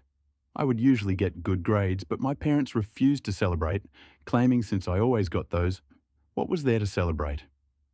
My parents naturally made a lot of fanfare and told her they'd pay for everything. I was relieved she'd be going away. Not that it made my life any easier. She'd always come home every other weekend and somehow stuff kept missing from her room, or some other issue she'd think of to make my life miserable. My curfews were still strict, etc. Eventually, my mum came to talk to me about my impending graduation. I'm only a year younger than my sister. She told me, since they were paying for my sister's college, they had no money to pay for mine. So it would be better for me to start working immediately after graduation and waiting until my sister finished uni to see if they could afford something for me. Oh, and if I decided to stay at home, I'd have to pay for all my stuff, part of the bills, and rent. I pointed out I could get student loans. Mum said yes, except no. That is, because they were so caring towards me and I had such bad judgment, they would decide if a college was worth my getting in debt or not. I'm not sure how they'd stop me from getting loans, but I didn't ask. Scholarships weren't mentioned. They had no idea what my grades were anymore and never believed in my capabilities. Anyway, I didn't bat an eyelid. I simply said, okay. My mom clearly didn't expect that and kept pushing. Maybe she hoped I'd throw a tantrum so they'd have an excuse to not ever pay for my college. But I said nothing except I understood their position, thanked them for caring, and that was that. My dad later tried the same, but I also refused to be emotional. You see, after a whole lifetime of their terrible parenting, I never had any expectations towards my education. I knew they would find an excuse to not pay for mine and make my life miserable. I never believed they would eventually pay it if I worked and waited for my sister to graduate. I had been preparing for college for a long time. I could barely go out, my friendships were slim, so I had a lot of time to study. And study I did, because I saw college as my only chance to be free. Well, the time came and I worked my ass off and got a scholarship. Not to anywhere like Ivy League or anything like law or medical school. But it was a good enough course, in a decent college, with a full scholarship. Knowing my sister would hate it and try to stop me via parents, I put my achievement in social media at the same time I told them. Even forced myself to thank them in the post. Now they couldn't forbid me from going, as they'd have to explain to family why not. Initially, they were even a little proud and boasting about it. And then, I guess my sister got to them, and they changed gears and even asked me if I was sure I wanted to go. They let slip my sister wasn't doing well in college, and since she was smarter and had better judgment than me, I'd suffer worse. I obviously stuck to my guns. They weren't happy, but couldn't do anything. College was my savior. I started being happy. I still contacted my parents and visited on holidays and such, but since they refused to pay for anything, I could excuse not going a lot due to money. During this time, I avoided introducing any man to them, and my sister stopped going to college. I know she didn't graduate because, again, they'd have made a fanfare about it, moved back home, paying no bills or rent, but it's different, my parents said, and started working at the same company as my mom, obviously thanks to my mom pulling strings. This was all sold to me as a source of pride. Oh well, almost there, I promise. I met my husband around this time. You know those people that say that if I was in X situation, I'd have done something? My husband is the type that really does. I'm the person that is meek and a doormat in any situation and then can't sleep at night wishing I had done something, had thought of something witty to say, etc. I'm the person that can't help but cry when I'm angry. My husband is the guy that claps back immediately. He loves drama in that he loves to resolve it. He's the guy that if he doesn't immediately reply to a slight, you better start worrying because he won't forgive and forget, he's just stewing something worse for revenge. He's the one that wanted me to post here, and wanted to post on a nuclear revenge board too, but decided what we did wasn't nuclear. People were baffled I got together with him. But just because I was incapable, thanks to my upbringing probably, of acting like him, it didn't mean I didn't like it. I love that my husband does what I can't, and he treats people well as long as they do the same to him. When we discussed marriage, We decided we didn't care much about the ceremony due to our budget, as we'd rather spend on a dream trip to Europe for our honeymoon. As for where to do it, since his family was spread out and mine was still mostly concentrated in my hometown, we decided to do it there. We weren't living too far off either, so we could take some long trips during the weekends to manage stuff. Plus, there was some work flexibility so we could stay in my hometown for a bit too if needed. We sent out the engagement announcement and the save the date for a few months later. Well, at this point, my parents naturally demanded they meet my man. I wanted to grow a spine and refuse, but was having a hard time. The distance had made me think maybe my parents weren't so bad. Well, my husband looked like I cancelled Christmas when I told him I would at least ensure they were never alone with him. See, he had been getting ready for this. He even bought a high-quality recorder he could hide in a pocket to record it all. He was stoked, thinking of all the ways he could refuse my sister's advances, insult her, and then spread the recording of her attempts to my family. So, off he went alone and excited to meet them, and came back later, euphoric. Babe, babe, you won't believe the awful shit they wanted. Babe, we can fuck them over so bad, there's so many possibilities. I was confused and wanted to hear the recording, but he, smartly, told me it was better to listen to him first or else I'd misunderstand him. Well, he went there, and instead of the flirting, my parents and my sister sat him down. After some grumbling about not being okay with him, my judgment, etc., they proclaimed they were willing to pay for my wedding. On one condition. My sister would walk down the aisle on my wedding first, in a wedding dress. Their excuses were that it wasn't okay for a younger sister to marry first, so it was only fair if my sister had at least the experience of it. On my venue, with pictures being taken, and the dress, and she'd have a cake later too, etc. My husband will now type his part. Hey, vengeful husband here. Hell hath no fury like a pro-revenge, instant karma, nuclear revenge lurker when his beloved is scorned. That said, as much as my wife, she's my wife now, paints me as this quick-witted dude, I admit my neurons all but short-circuited when those folks legit suggested that shit like some sort of great fucking gift.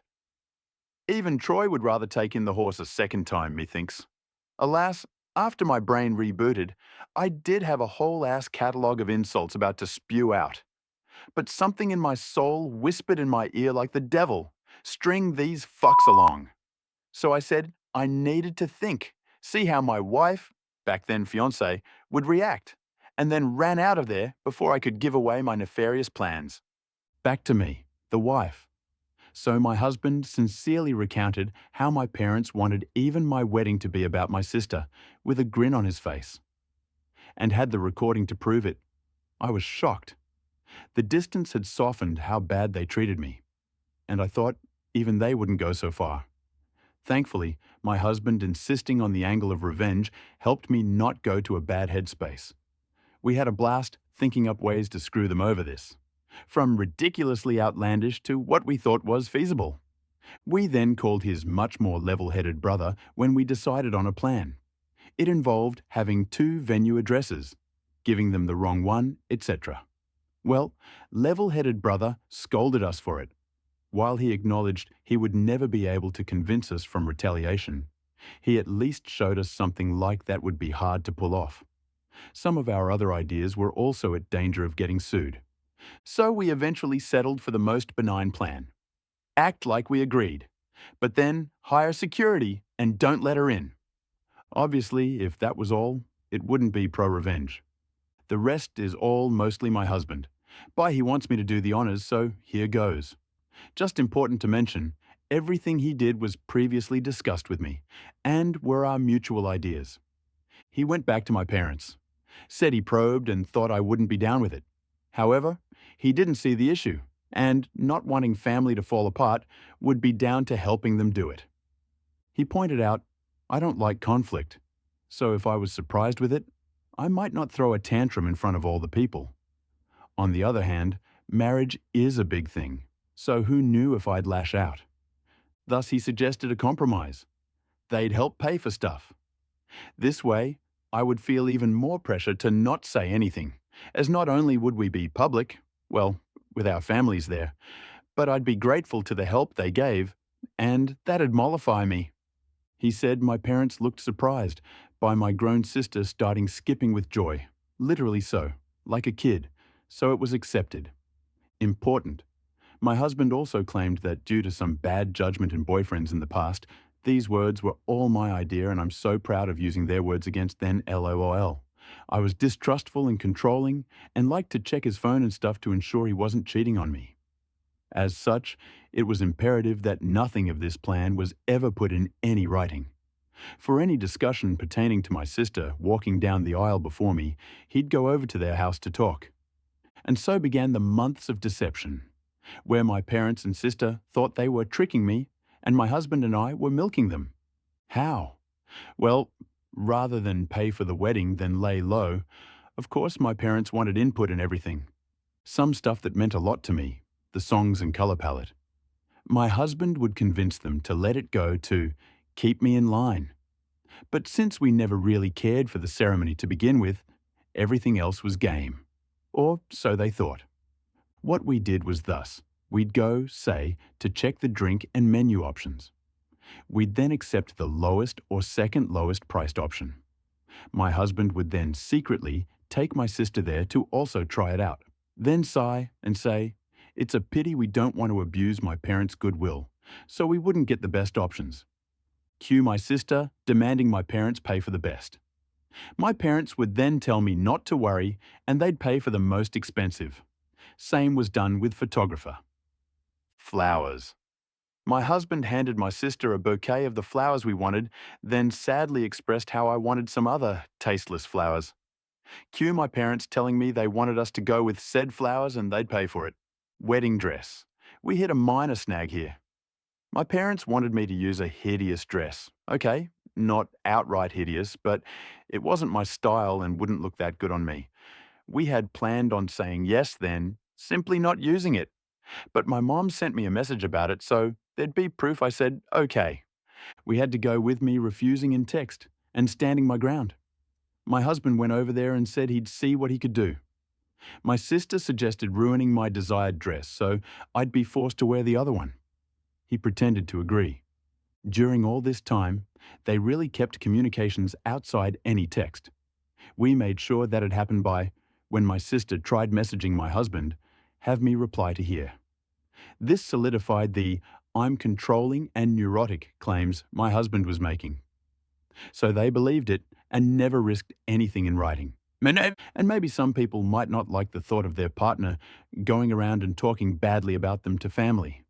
But I'm such a doormat that the thought of being painting as this controlling and dangerous bitch is extremely funny to me, and I egged him on to do it.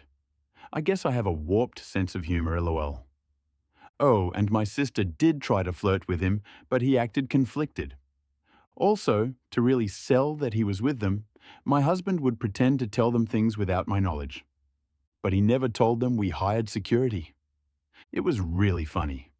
My husband and I, who had sincerely considered a courthouse wedding to focus cost on our honeymoon, having this extravagant, expensive wedding and barely spending a dime. We called it back pay for emotional damages from my parents, lol. I think my husband, okay, he just confirmed I'm right, lol, was enjoying the whole tricking them more than planning our wedding, lol. I didn't think it was possible to witness a guy beaming at the thought of wasting his whole Saturday doing a car trip to discuss wedding details with his in-laws. But here we are. Soon, the day came. The plan my parents, sister, husband had come up with was, wait until everyone was seated. Since the bride always comes out late, they'd have my sister arrive at that precise time, to avoid me seeing her and trying to stop it, and walk down the aisle. By the time I heard what happened, it'd be too late to do anything. As for my dress, we saved some of the leftover fabric from my dress alterations, and my husband took that to my parents' place. Sister still lives with them even now, and showed them as proof he'd ruined the dress. Then said he had to go back to me as I was raging, and he needed to calm me down. He'd see them at the wedding. We made sure to keep our actual security hidden at first. As the guests and my parents arrived, all they could see was a woman with a list of names to check. Only after my parents arrived and sat down did we bring out security. A guy that looked like a bodyguard. We told him to not allow anyone my sister in, and even agreed on paying a handsome tip if he didn't reveal we told him that. Soon the time arrived. My parents got a text my sister was less than 5 minutes away, so my dad went and told people to start. My bridesmaids had been told to follow his lead beforehand, so they obeyed without checking with me. After they all went down and took their places, my dad stood up at the entrance, as if waiting for me. During this, a friend not in the wedding party texted me to get ready. This because if my husband or bridesmaids, etc., took out a phone and started texting, people might notice. This friend was in on the plan. She's my husband's friend, as willing to help stir drama as he is, and didn't care about being a bridesmaid or anything. Well, as soon as my dad took his position, the bridal song started playing. The doors open, and I come in. My dad looked aghast at me being there. He tried glancing behind me, but you can't see the venue entrance from where we were, so he couldn't see what happened to my sister. And then his phone rang. I saw the caller ID, and it was her. He just left me there with a mumbled, "Something came up." There were gasps and confusion all around. The friend in on it loudly asked what happened. I lied, and in a teary voice said, he told me it wasn't supposed to be me there. It's not what he said, but my husband and I agreed that if he dared leave me, I should say that to make him look the worst possible. As for the tears, I wish I could say it was just my stellar acting, but no. Despite everything, a part of me didn't think he'd go as far as abandon me there. That the sister thing wasn't true, but an elaborate joke. I don't know. I was hurt, still am, so I was sincerely trying not to cry. The friend then loudly went, "What did he mean by it shouldn't be you?" So that as many people as possible could hear and spread it, then went, "I will go and check," and ran off. We decided to do this to make her create hell with the security and stop my dad from coming back and stopping the ceremony or something. At some point, my mom also left. At this point, my husband's dad quickly ran over and took my arm. He'd been forewarned he might need to. Watching him run desperately to me helped me smile. I walked down the aisle to whispers as people discussed what happened. Some apparently left to check too. When I reached my husband, though, all was well. He made me feel better joking. My sad face was so real, I deserved an Oscar. And don't worry, he'd rake them over the coals for what they did, Lowell. We got married without a hitch. My parents didn't come back. I did notice a lot of people leaving then coming back during the party, but no one dared tell me what was happening. Someone did come and whisper in my husband's ear, and he went out. He came back after a while with a thunderous expression, but whispered in my ear he needed to go hide somewhere before he broke character and started smiling Lowell. Well, what happened is, it worked. The following is the summed account from friends, family, the security guy, and my husband that I received afterwards. My sister did arrive in a wedding dress. The security refused to let her in. Per our agreement, he claimed she must be in the wrong venue because there was already a bride. And yes, we tipped him really well as promised. My dad went there and tried threatening him with police, claiming he never heard of him, so he couldn't be working there. The security agreed to the police since he was hired by us and doing his job. My dad realized by then it'd be too late and tried to demand he let my sister in. At this point, the friend came over, started shouting and insulting my sister and asking what was going on, basically stalling. My mom soon came and eventually other people. At this point, the wedding plan was bust. All my parents could do now is damage control, as everyone that learned about it was aghast. They'd try and pull it and screaming and berating them. The three naturally said it wasn't a secret and threw my husband under the bus. At this point, my husband was summoned. When he came over, he put on his best look of confusion and denied. To quote him, gaslight, gatekeep, girl boss, LOL. He denied having ever agreed to something so ridiculous. When they insisted he did, he demanded proof, and of course, they couldn't produce any. All text exchanges they could produce were about normal wedding decisions. My sister was scream crying and apparently sat on the floor kicking her legs like a kid. My dad looked like he'd beat my husband, but security and other people held him back. Of course, they said they had no proof because my husband told them not to text. My husband laughed and said, "Wow, how convenient, huh?" Then again repeated, "Why would he ever agree to something so fucked up?" Tore them a new one about being awful parents, then said he wasn't going to let their stupid plans and lying get in the way of his wedding, and went back to me. No one believed them. The venue had cameras, but they refused to show me the recording as that was only for security purposes. But some people filmed parts of it. Watching my parents and sister get ripped apart by any and everyone that came out to check the drama was delicious. After years and years of being accused of stuff and not believed, to watch them have a taste was one of the best wedding gifts. My mother was crying. My dad kept changing from purple to white. My sister was still on the floor, crying and screaming. They kept insisting on that my husband was in on it. But people kept asking, why would my husband agree? Why was there no proof? Why did they want my sister to do this to my wedding? And they had no good answer to any of it. Eventually, they were told to leave and had no choice but to do so. My dad apparently had to drag my sister up as she refused to leave the ground. Again, people said nothing to me all night. I guess they wanted to spare me. And maybe it's because I was the bride and not just a guest for once, but it did feel like everyone was making extra effort to be nice, positive, and excited about everything. My husband says, all the expensive shit they were eating, drinking certainly helps, LOL. We had a blast. My husband maintained the forced angry face for only a short while before breaking out in smiles again. After that, we went to the hotel to catch some sleep before going to our honeymoon. Speaking of which, my parents did try to pay for our plane tickets, but we thought that was risky as they could try and cancel them or something, so we refused. Of course, since that whole thing, the three have tried to contact me.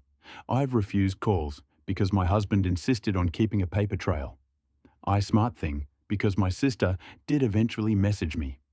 I won't repeat it as it was very unhinged and didn't make much sense, but the important part was that she blamed me for her humiliation, called my husband a two-faced snake that fooled them for months. He wants to print and put that on our wall, LOL, and hoped, but was also certain it had happened, that I'd get cheated on by him. She did also suggest he was cheating on me with her, actually. My husband took my phone, screenshot the call logs, screenshot my sister's message, screenshot some messages of my parents demanding I pick up the phone, and sent it all to my family group chat, and sent screenshots of messages to him, where they called him names and threatened him, but he kept up the "you're delusional, I never agreed to anything" shtick, and even threatened to sue them for defamation and harassment. He wrote a message in said group chat begging my family for help, as I was now being harassed by them constantly. He begged family to help stop them from trying to ruin my honeymoon now that they had failed to ruin my wedding, then finished neatly with a request that they don't share our locations, to avoid my parents sending my sister over and then claiming he had somehow agreed to pretend to fuck her in our honeymoon suite. LOL. My family assured him they'd take care of it. And indeed, since then, we've had silence. My husband is a little disappointed my sister didn't disobey, so he could tattle again while tearing her a new asshole. We'll see if it'll last. All in all, while I obviously would have preferred to have a normal, loving family at my wedding, at least for once in my life, they not only failed to ruin something meaningful to me, but I got them back. Extra info. Do I know why they treat me like this? I've been asked this question a lot, so I assume you all will think the same. I have wondered this all my life, and I still don't know. I tried asking when I was young, but they denied any difference and scolded me for acting spoiled, so I quit trying. I've thought of many possibilities, but based on my observations, I think it's this. I was unplanned. They took a while to have my sister, so she was not only wanted but also like a miracle child after so long. However, given our age difference is quite small, I think they didn't expect to have a kid so soon or easily, and didn't use adequate protection way too soon after my sister's birth. and maybe didn't notice my mom was pregnant until too late. So they were saddled with an unplanned baby while still dealing with a newborn. And they're not that well off, so having the extra expense likely didn't help. So they resented me. But that's my conjecture. Regardless, I've accepted the answer won't truly matter. What they did to me was unwarranted, no matter what. Did they really think this would work? My husband and I talked, and we have the theory that they never wanted to do this at all. We think my sister threw a tantrum over me getting married first when she barely gets dates, and they gave my husband that outlandish proposition. As in, they didn't want to pay for my wedding and didn't think we'd accept or that it'd even look good for them to do it. But by suggesting it and being refused, they could look like the good guys to my sister while having an excuse to not give me a dime. But then my husband accepted it and they couldn't backtrack, or else risk my sister turning on them. Summary. Because it did get too long. Bad parents want to have my sister walk down the aisle at my wedding first, in wedding dress and all. My husband pretends to go along with it and uses this as an excuse to get my parents to pay for the most expensive stuff possible for my wedding, which they only did because they thought it would be for my sister's sake.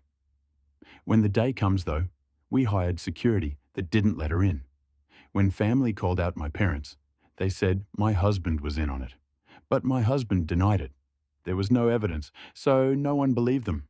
So now family is against them, no one believes them. My sister didn't ruin my wedding, and we got a lot of money out of them. OP and her husband played very well. They extracted money from OP's parents for their lavish ceremony, and they also didn't let OP's entitled sister walk down the aisle. Not only that, they hired security to stop OP's sister, adding to her humiliation. Such greedy, discriminatory parents deserve this type of revenge. It was perfect and ultimate. Story is from Mint Condition 77. Deliberately deplete my prepaid phone balance? You will pay for it 1,000 times over. I went to middle school in the early 2010s, right before smartphones really took off. I got my first phone right before starting 6th grade. It was a slide phone with a pay. As you go, plan that cost 0.10 per minute for calls and per text message sent or received. Worse yet, sending or receiving photos cost 0.25 each. It was very expensive, and my parents only gave me $100 a year for this. If I exceeded the amount, I had to cover the rest with my limited birthday and Christmas money I had. Fortunately, most of my friends were good about helping me preserve the balance. They would call, and I'd let the call drop, but immediately call back on a landline so it wouldn't count as a call, and they'd email me or message me on Skype for most things. Everything was good until Derek joined the group in 7th grade. At first we thought he was funny, but we quickly got fed up with him as he was very unpleasant and exhibited many antisocial behaviors. He started drama within the friend group and also caused issues between us and other kids outside of the group. He was manipulative and always played the victim when others rightfully called him out on his shit. And he knew how to charm parents, so getting rid of him was easier said than done. He was the one friend who didn't respect my phone situation. He very frequently texted me dumb memes, even though I told him multiple times to just email or Skype them to me instead, since picture text messages cost $0.25 each. Unfortunately, blocking phone numbers was a feature that was unavailable for this pay-as-you-go plan, so there was nothing I could do as he spammed my phone. One day, he got mad at me for some reason and spammed my phone with memes. He must have sent me over 100 locates over text. He kept sending them until I lost service since my phone balance was depleted. I had lost the $40 remaining in my account as a result. I was extremely pissed and demanded that he pay me the $40 he had cost me, and he refused and said it wasn't his problem. I got home from school really upset and told my dad about the situation, expecting him to go and tear Derek's mother a new one and demand the money, but my dad said that it wasn't worth the battle. I even asked him about a small claims court, but he said that not all battles are worth fighting, and that the effort wasn't worth $40.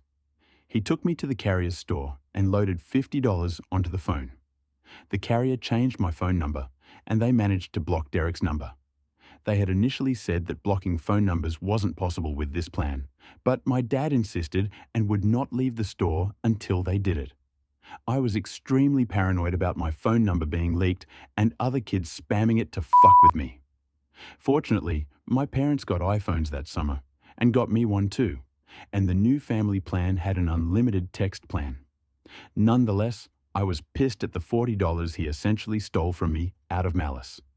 Fortunately, not too long after, there was a big blowout between Derek and the rest of the friend group at the end of the school year, and we permanently kicked him out of the group. He was an outcast the following year in 8th grade. Nobody was tolerating his shit anymore, and he changed schools the year after, and we never heard from him again. Fast forward to a few years ago, I was back home for a few months, between graduating college and starting a new job on the other side of the country. I went out to some garage sales one Saturday morning, and I ended up at Derek's house. I recognized his mother, but I don't think she recognized me. I guess glasses and a beard is all you need. I noticed some Pokemon napkins out for sale, and when I picked them up to look at them, Derek's mom said that her son had been obsessed with Pokemon for his whole life, and that she was tired of Pokemon stuff occupying her home for so many years. I said that these napkins were for my younger cousin, who is really into Pokemon, and asked if she had any more Pokemon stuff. She said she didn't know people were still into that, and that there were a few boxes in the attic with her son's old stuff. She actually took me inside the house, which I never imagined I'd set foot inside ever again, and let me climb up the attic ladder and take down several large boxes to look through. The first one had Christmas ornaments in it and other junk, but I freaked out inside when she opened a box jam-packed with Pokemon video games in the original boxes, though I kept my cool on the outside. The whole reason I had agreed to go inside in the first place was because I was holding out hope of this exact scenario happening. See, I knew Derek was obsessed with Pokemon. Our friend group liked Pokemon back in the day, even when other kids thought it wasn't cool, but Derek was on a whole different level. He bragged about his Pokemon collection all the time. At the time, he had every single main series game in the original box, and in mint condition, as he always had to add in. I went to his house once, and he was showing me his collection. He yelled at me for touching one of the games. Nobody was allowed to touch them except him. He had many older Nintendo games in excellent condition, but Pokemon was his favorite. He had had a couple of incidents with his mom damaging or throwing away his things. It wasn't out of malice, but just ignorance, as she didn't think the games or collectibles had any value. Fast forward into the present day, I was thinking about this. When I asked his mother if she had any other Pokemon stuff, she ended up bringing out the mother load. We opened all of the boxes she had me bring down. Within the boxes, there was the beloved collection of Pokemon games, all very well preserved, as well as several Nintendo consoles, hundreds of games, 24 binders full of Pokemon cards, and there was also a box of many Lego sets with the original boxes and everything, with many old Star Wars sets. When I saw Jingo Fett, I knew I struck gold. I told her that I liked old Legos as well, and asked her how much for the 5 boxes of games, cards, and Lego sets, and she thought for a second and said $100 a box, or $400 for all 5. I told her I would take it all and hauled ass to get to an ATM. I loaded the 5 boxes into my dad's truck and immediately drove home. I knew there was potentially tens of thousands of dollars of goods here. This was the score of a lifetime, and I finally felt vindicated for the $40 Derek had taken from me all those years ago. I ended up giving all the stuff to my uncle, who's a hobbyist eBay reseller. He offered to sell it all. He was willing to go through the effort and sell everything individually. And despite my insistence, he said he wouldn't take more than a 10% cut of the profits after all fees and taxes. We went through and logged every single item along with the estimated value, and the total of the whole lot was about $40,000. $40,000 was a poetic number since this was 1,000x the value of what Derek stole from me all those years ago. My uncle sold most of the lot before the end of the summer and ended up writing me a check. Though it was considerably less than $40,000, it was still a life-changing amount of money for me. I was able to pay off my remaining student loans and put the rest towards a down payment on a new car. Though it might seem to be a revenge to some people, but it is a mean one. At that time, Derek was a kid, and what he did was certainly wrong, but OP's stealing $4,000 cannot be justifiable. OP is an a-hole. Second story is from Present Platypus 578. Boss from hell gets what she deserves. I, 30 as F, have been a people pleaser to a fault my whole life. I have been working in marketing for 10 plus years. Over the years, I've had my fair share of bosses who were good, average, and some who sucked. There is one in particular that stood out as awful. This story is from about 5 plus years ago. Pamela, 40s, not real name, was the VP of Marketing and Sales for a mid-size retailer. She started at the company a few years after I did, and if rumours were true, she was the fourth pick for the position and was simply hired so the company could appease shareholders. I was a manager under her, and my whole job was to make sure the website and stores had their products merchandised properly, received all their monthly sales materials, managed advertising, set up and managed the department's budget, PM'd all department projects and operations, created reporting to reflect sales, managed presentations, creative briefs for future projects, etc. In short, I did her work and all the administrative grunt work to keep the department afloat. I managed all this because I had access to her email, and many times sent emails on her behalf to keep the department functioning. Pamela spent most of her time showing up after 10 a.m., taking business lunches, and planning company parties. Don't even know why we did those, but I planned those too. I consistently questioned why she spent so much of our budget on these events when we didn't have the budget resources for any of it. Pamela told me to take from future months' budgets to pay for the current month's overspending. So, at the start of every month, I had an original budget, and by the end of the month, I had to turn in an edited budget, edited under Pamela's direction, that made it look like Pamela's spending was under control. This is important for later. I definitely made mistakes here and there being in charge of so many tasks, and constantly found myself working 12-hour days split between being in the office and working after my kid went to bed. Weekend work was also done before my family woke up and after they went to bed. During Pamela's first major holiday season, sales were shit. Pamela kept changing her mind on the visuals for the stores, kept bringing on new advertising and PR agencies to bring in sales. All these agencies consisted of her personal friends, and ignored our buying merchandise team's planned promotions for her own better ones. At this time, I had been dealing with an ongoing infection that turned to sepsis and was hospitalized. The doctors and my husband said it was due to the stress of work and that I needed to take a break. As I recovered, I realized how much I was hurting myself, my family, and even the company I worked for. Eventually, my old habits got to me, and I got on my phone and checked mine and my boss's emails. What I found made my blood boil. First, I got a lovely bouquet of flowers from upper management wishing me well, and I knew that Pamela organized the delivery. She sent me her favorite flowers. I went to her inbox to put the receipt in the correct folder to send to accounting when I got back. At the top of her inbox from the past 3 days were emails clearly not related to business. What I found in her emails was Pamela emailing her personal friends griping on how I can't just shake off sepsis and get back to work. She also complained that she couldn't find any of my notes, spreadsheets, or documents for any of the work she was technically in charge of. They were on our shared drive labelled very clearly. Finally, I found an email where she sent a friend from a previous company asking for advice on how to bring in sales and save her job. In this long thread, this old colleague asked if there was anyone managing most of the work, and of course, Pamela said I was. This colleague explained that clearly it was my mismanagement that was causing issues, and that I could be blamed if sales didn't pull through by the end of the season. Pamela mentioned that I was in the hospital and repeated comments from her other email thread. This person said that she couldn't outright fire me because it could seem like retaliation because I needed to take emergency medical leave. But if Pamela could prove I was stealing from the company or misusing company resources, then she would have grounds to have me fired and use me as a scapegoat. Upon my return, Pamela called me into her office and said she was worried I was taking on too much and wanted to take work off my plate. She announced was taking managing the department budget off my plate. She asked me to only drop of a small stack of invoices to accounting. Additionally, Pamela told me under no circumstances was I allowed to talk to accounting about anything regarding budgets.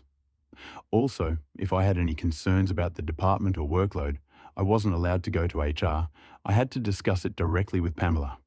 Oh yeah, I could see where this was going. Unfortunately for Pamela, I had built a rapport with Lois, 50s, not real name, who was our main accountant. Lois always said that she would do everything in her power to help me should I ask. Knowing this, I grabbed the stack of invoices off Pamela's desk to give to accounting. I also added the email threads I read while I was in the hospital, and the current unedited budget that Pamela hadn't touched yet for the month. I also found in my filing cabinet the hard copies of old budgets with Pamela's handwriting on what numbers to change to balance our budget. Finally, I added an email from our first round of budget adjustments where Pamela's subtlety threatened to put someone else in my job if I couldn't do what she asked. So I walked and dropped off the invoices to accounting. When I bumped into Lois, she brought up invoices, and I sternly looked at her and said, "Pamela is the only one in our department that Lois is allowed to talk to about our budget and invoices." Lois saw the suspiciously thick file folder on her desk, gave a firm nod, and lovingly kicked me out of her office. Within the week, Pamela was fired. From what I understand, she has been continually job hopping for the past few years. The CEO and HR brought me in to personally apologize for everything I went through and gave me a paid 1-week vacation to take at my discretion. Given other issues with this business, I left after another year. Which brings me to today. I am, once again, a manager for sales and marketing. I have a wonderful boss, Mike, 40s M, who trusts my business decisions and backs me up on practically everything. We are hiring my team for me to solely manage and direct. Today, I looked through the applicants and found Pamela's resume sitting among dozens of others. I stared at her name, wondering how many other people share her name. Upon review, yup, it's her. She definitely fell down the corporate ladder, with VP of our old company being the highest title she earned. And, to no surprise, she embellished her achievements, claiming the work I managed as her own, and claimed she generated an 87% sales growth during the holiday season at our previous company. As a people pleaser who firmly believes in giving everyone a chance, it has never been so satisfying to click disqualified. Edit. To those suggesting I interview her to see her reaction, I would have loved to see her face as she walked in. But I felt it would have risked my boss's trust in my decision-making ability. Maybe I'll send a personally written rejection email. Wow, what an incredible revenge. OP's boss constantly took credit for her work, overspent the budget, and plotted to make OP her scapegoat after she was hospitalized for sepsis. These actions on the part of OP are not justifiable at all, and what OP did was very fair. It is what OP deserved, getting fired from the job. OP took a really pro-revenge. Story is from Called in the 90s. A lawyer's pro-revenge on his boss. "This opinion is shit," my boss told me. He'd been a lawyer for 3 years, and the firm assigned me to him for training, to show me, junior counsel, how to be a litigator. I disliked my boss for a number of reasons. He knew no law, and he expressed himself badly in writing. For a litigator, that's like strike 1 and 2 right there, and strike 3 was this. He had no balls. He was actually scared of going to court. I noticed this when he took me to assignment court one day, and when it was his turn to speak, his hands were shaking. He was scared, in fucking assignment court, where all you do is set a trial date. "What's wrong with what I wrote?" I said. "Not what I asked for," he said, turning away. But when I checked the memo he'd emailed me 2 weeks earlier, I saw that the opinion I wrote was exactly what he asked for. I knew what was up. He was going to delete my dockets for writing the memo and then claim he did it himself, thus leaving quite a bit short of my docketing quota for the month. I knew that he would do this to me because he'd done this before. I knew that my memo would wind up on a partner's desk without my name on it. I knew that for a fact because the firm I worked at was one of the first in the city to have a really good internal network. We were using email for internal communications before the internet became a thing. So the firm was way ahead in terms of technology, but not in terms of security. And not long after I joined the firm, I learned how to surf away on the firm's hard drive and find interesting things, like evidence that my boss was plagiarizing my work. My boss was the very model of the young downtown lawyer. His perfect shoes always gleamed. He wore bespoke suits because he came from money. Everyone just took it for granted that he was on the partner track. I, on the other hand, was well on my way to nowhere special, so maybe he thought it was okay to fuck with me. If so, that was a big mistake on his part. I didn't like having my billable hours fucked with. I seriously resented it, because I was already being targeted as one of the juniors who doesn't dock it as much as he should, and I was getting pushback from the partner who headed our team. I told the partner what was going on, but he didn't care. It was like being back in middle school and showing up in the office with bruises on my face and the principal saying, "Boys will be boys," and sending me on my way. "You'll just have to work harder or smarter," the partner said when I reported the latest bullshit thing my boss did to me. I couldn't work harder. I was doing the usual 6 days a week lawyers downtown is forced to do. But I could work smarter. And that night, I thought up a plan. Christmas was coming, and I thought I'd give my boss a little present. It landed on his desk on December 24th, in the form of a memo purporting to be from the partner that my boss reported to. The partner was an old guy, and not really on board with emails and computers, so he did everything old school on paper. So when my boss came in on December 24th and saw a memo on his desk from the partner with a legal research assignment, that wasn't unusual. The memo was drafted in the usual form that the partner used because, of course, I had taken great pains to make sure that it looked authentic. My boss walked over to the little cubicles where the juniors worked and gave me the same memo. Except his secretary had retyped it, so now the assignment was from him to me instead of from the partner to my boss. The assignment was difficult, requiring me to do a deep dive into Admiralty law, its relationship to the common law, combined with a constitutional division of powers question. "But this is a huge assignment," I whined, "and I'm going to be away. Can't you get someone else to do it? Is it really urgent?" The memo I'd forged to my boss stressed how totally urgent the situation was, but there was no way my boss could double-check with the partner, because the partner left the day before on vacation. That's why I'd waited until December 24th. "No can do," my boss said. "This is a big deal. Just let HR know. Maybe they'll give you time and half or something." He turned his back and walked away, thinking he had ruined my holidays. But he was mistaken. You see, I'd written a paper for a third-year course that was basically the same thing as the research assignment in the memo. So the only work I had to do was to find the old floppy disk with the draft on it, fiddle with it a bit, and voila. A very detailed and very long memo on an obscure point of Admiralty law, with references starting back to Lord Coke's day. So I put the memo together and took my holidays as planned.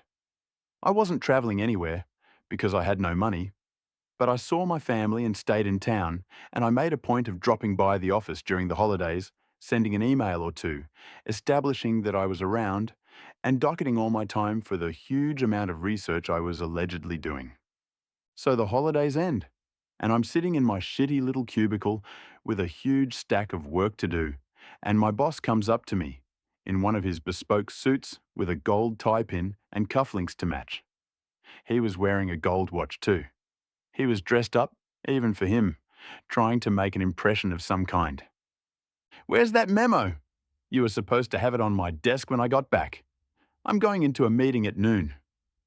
"Just finished it this morning," I said, handing him the lengthy memo that was still warm from the printer. My boss took the memo in his hands and felt its heft, and he smiled. Then he turned and walked away without a word. Just before lunch, I heard a commotion down the hall. It was a pretty loud commotion, as such things go, a loud "fuck," and then a door was flung open. It was the partner, and he was screaming for my boss to get his ass into his office. Now, right now, as in immediately. I had the pleasure of watching my boss scramble down the hall. "Just what the fucking fuck is this?" the partner said, standing in the doorway to his office and holding my handiwork at arm's length with his thumb and index finger, as if he were afraid that handling it would soil him. My boss mumbled something, and then the partner ushered him inside.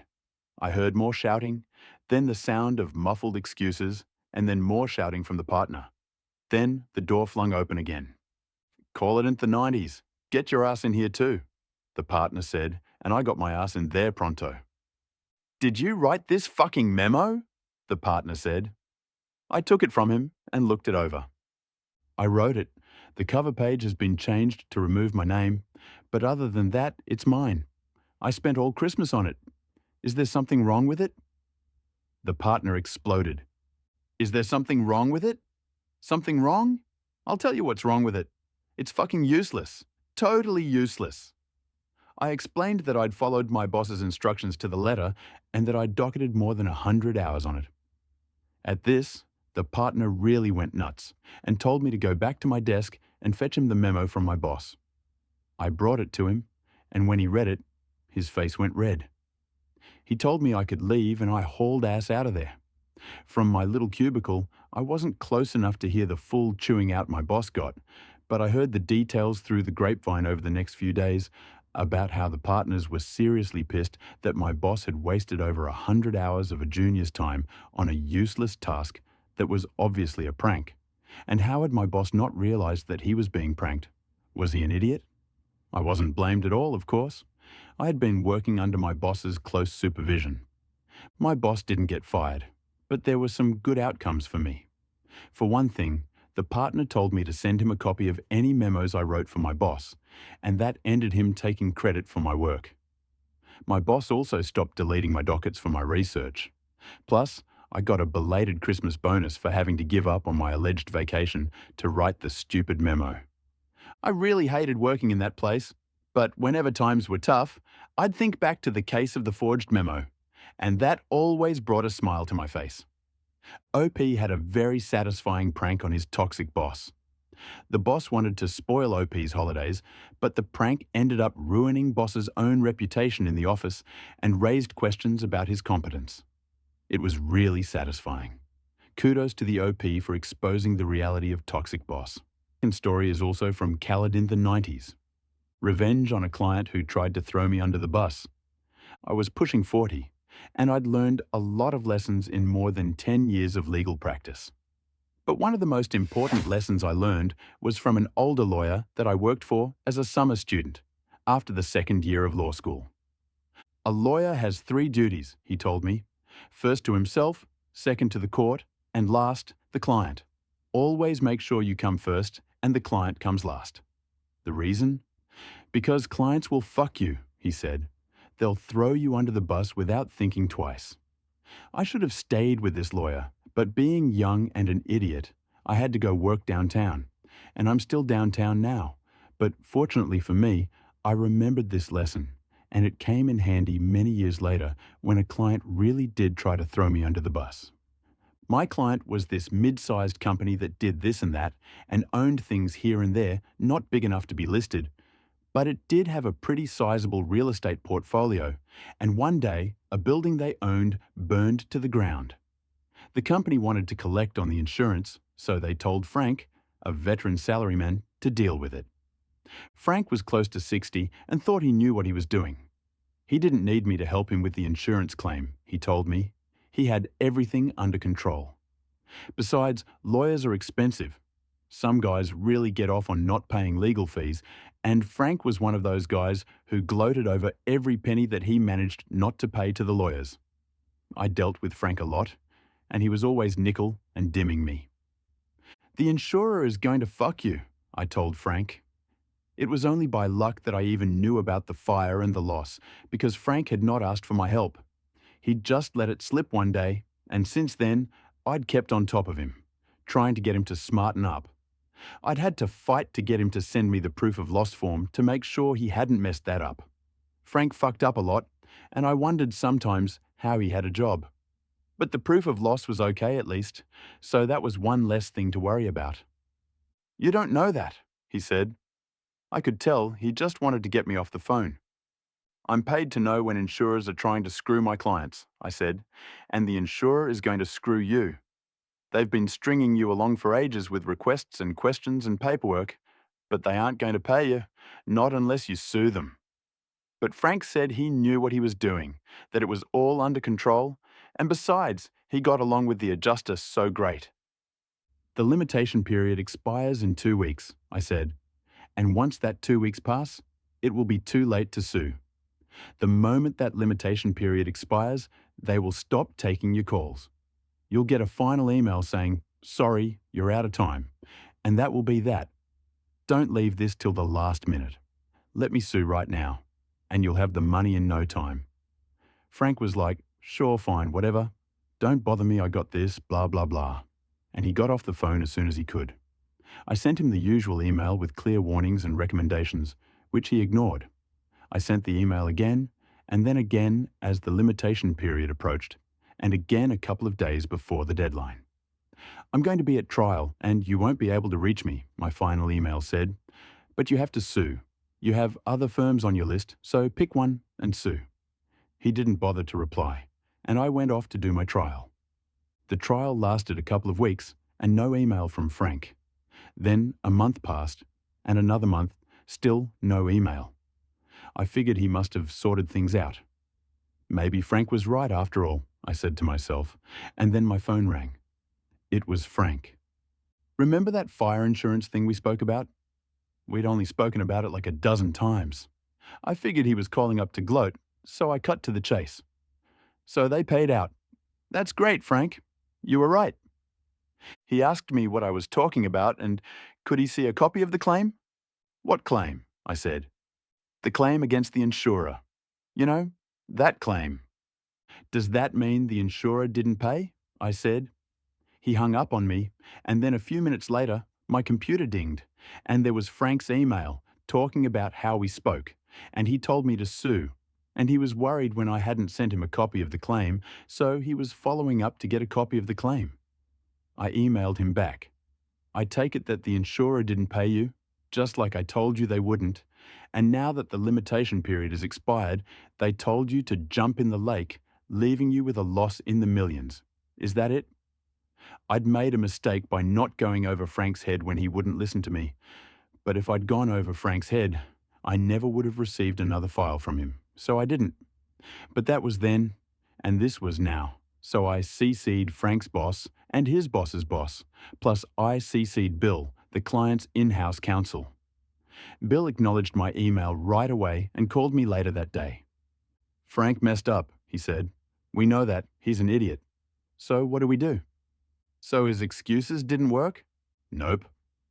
Bill explained that they'd summoned Frank to a boardroom, but his story didn't add up, given all the warnings I'd sent him. Besides, there would have been no reason for him to keep emailing the insurer if he'd told me to sue. Once the file goes to legal counsel, Frank's role was over. The company knew Frank was bullshitting them. "So that's it then?" Bill said. "We just lost a couple of $1,000,000? "It's okay," I said, explaining that when I realized that Frank was going to fuck up, I issued a claim against the insurer. Because I'd made Frank send me the proof of loss a while earlier, I had enough information that I could sue to preserve the cause of action. Not a great claim and short on details, but good enough. "You sued without instructions?" Bill said. "Lawyers aren't supposed to sue without instructions because if you do that, you're personally liable for whatever costs the other side incurs. It's a big deal to sue without instructions." "Yup," I said. "I sued without instructions." I pulled up a copy of the claim and emailed it to him as we spoke. "It's a little rough," I said, "but we can always amend." "Thank God," Bill said. "Can I leave it with you?" Of course he could. The insurer was a sitting duck, and I knew I'd collect from them, no problem. A few days later, I got a call from another guy who worked for the client, a guy I didn't normally deal with. They had a situation and needed my help. "I usually deal with Frank," I said. "What's up?" What was up was that Frank got called into another meeting and they handed him a one-page letter, and then he put his little office things in a box, and security walked him past his co-workers to the elevator and escorted him downstairs to the parking lot. Bye-bye, Frank. He was too old to get another job, or at least not a decent one. It was a life-changing event for Frank. But for me, he was just an anecdote, a cautionary tale that I tell young lawyers sometimes over beers. Maybe too often, because I'm getting on in years and I have my favorite stories. I wasn't trying to get revenge on Frank, not at all, and I would have felt a bit sorry for him if he hadn't been trying to throw me under the bus. But the guy who replaced him was great, and never nickel, and dimed me. So it was all good. Though not intentional, it was really a perfect revenge. Frank's non-serious behavior of ignoring legal advice would have cost the company millions if the lawyers had not filed a claim without Frank's instruction. The lawyer turned out to be a hero and savior for the company. And on the other hand, the incident was the beginning of the professional downfall of Mark. Such a non-serious executive deserves it. Story is from Robin Graves. Micromanager forced to step down after mismanaging a new retail service. This one might be petty and definitely not as epic as some of the posts I've seen here. And I'm long-winded. Relevant background info first. Anyway, several years ago, I was working at one of the big hardware stores in my area. It's a household name and had some upward mobility with decent pay for the area. I never really found a niche there after my first year and a half. I learned quickly though, so they kind of made me a Swiss Army employee. I could work hardware, plumbing, mix paint, make keys, prepare contracts for installs, and knew all the features and flaws of the appliance models we sold. I was happy to do this because I was building a reputation as someone who could do everything. 2 years in, a new program was implemented that I was uniquely qualified to assist with. They created a new position for me. It was marketed as an all-in-one renovation remodel service for interiors. I was to assist the designer with product selection, product information, contracts, and local marketing for this service. Everyone involved was super excited about it. Note, I was still only making $10 an hour in 2015 for this. The problem was that because this was brand new, no one knew how it should work. The designer basically had to figure it out for herself while I tried to catch her up with all of the store and product knowledge I had accumulated during my unique experience with the company. Issues with the program. It was way too expensive. Product to be used had to come from one of our stores, which was limiting. No one knew about it. It was a rocky start. Co-workers would call me over to talk to customers if they mentioned working on a big project, but that's all we had. No completed jobs to reference or anything provided by corporate to get us running. We made our own stuff. I put together a video advertising the service and got the nod from management to use company card to purchase a TV and media player to roll the video on repeat. We built vignettes in the store to showcase our design ability.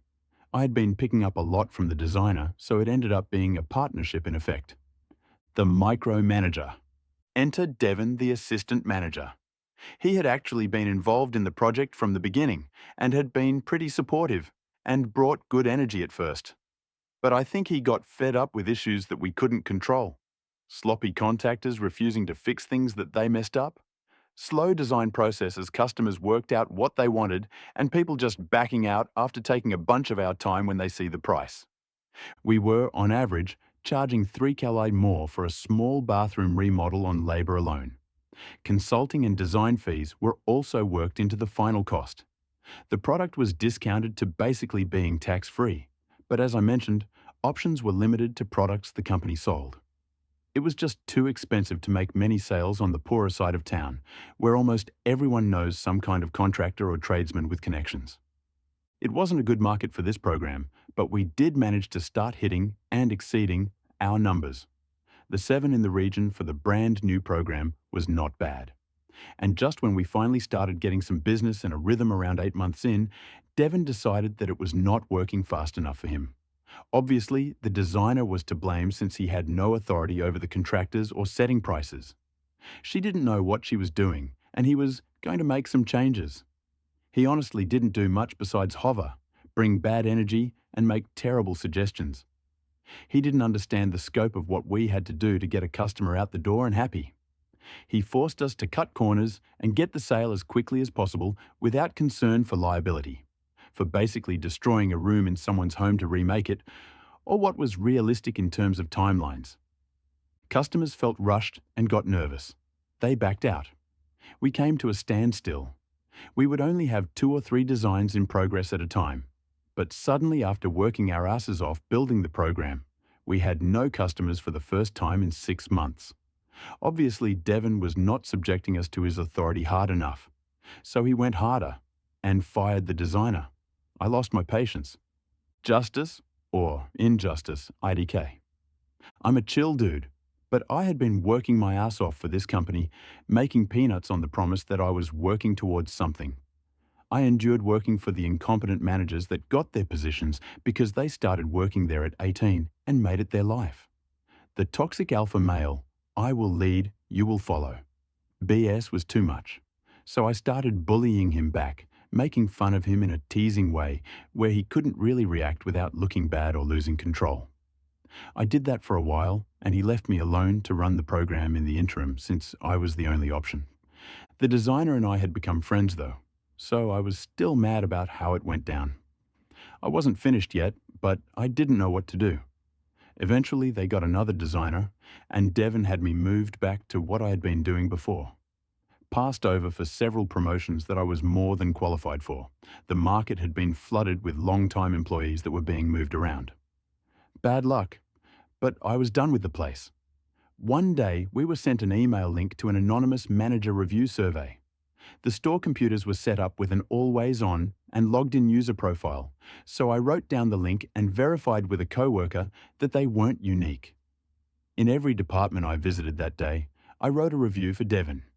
All different ratings, some good, some bad, but I made the good ones so that they sounded bad, but as if I didn't know it was bad. I did that maybe 10 times. It wasn't character assassination or anything, just opinion-based stuff with some vague examples so no one could figure out it was me. I didn't lie either. I just said what people don't usually say out loud. He would barely look at anyone after that. A couple of weeks later, he resigned his position as assistant manager and took an exterior design position at the other end of the store, as far away from the departments he had been over before. Basically, the same thing as what we had done with interiors, but he was in the designer's shoes. I left a couple of months later to work tech support for DHS, but while I was still in training for that, my friends from the store told me he had gotten fired. Maybe he learned something? He should at least have learned how my designer friend felt. They were both fired at Christmas. The revenge was subtle but destructive. After being micromanaged by Devon and watching him ruin the renovation program, the employee manipulated anonymous reviews, exposing Devon's flaws without outright lying. This review finally engulfed Devon's job. The story is from Pavoya. I had a member of staff, M, try to force himself onto another staff member, F. She chose not to press charges. That didn't sit right with me. To preface, I live in a country that employs a large foreign expat workforce, in pretty much every industry and in all levels. For someone to move here for work, they have to be sponsored by a company or the individual that's employing them. I own and operate a small restaurant business here and employ more than a handful of foreigners as servers, cleaners, kitchen staff, drivers, etc. So here's the story. I was lounging on my couch enjoying the last of my weekend one day when I get a call from telling me that one of our sponsored employees, a server, let's call her Janice, was picked up for indecent exposure essentially. Long story short, she was caught hooking up with a guy in a private booth at a local restaurant. Basically, the police walked in on them whilst engaged in some seriously heavy petting.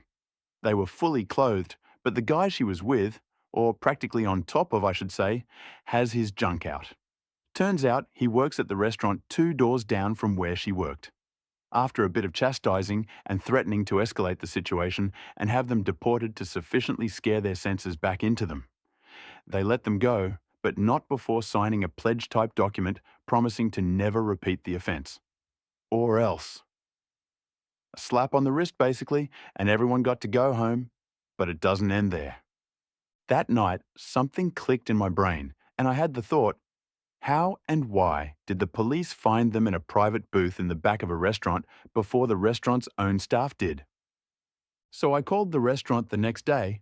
I thought maybe they called the police on them immediately for some reason. Or maybe the couple got belligerent when staff asked him to stop.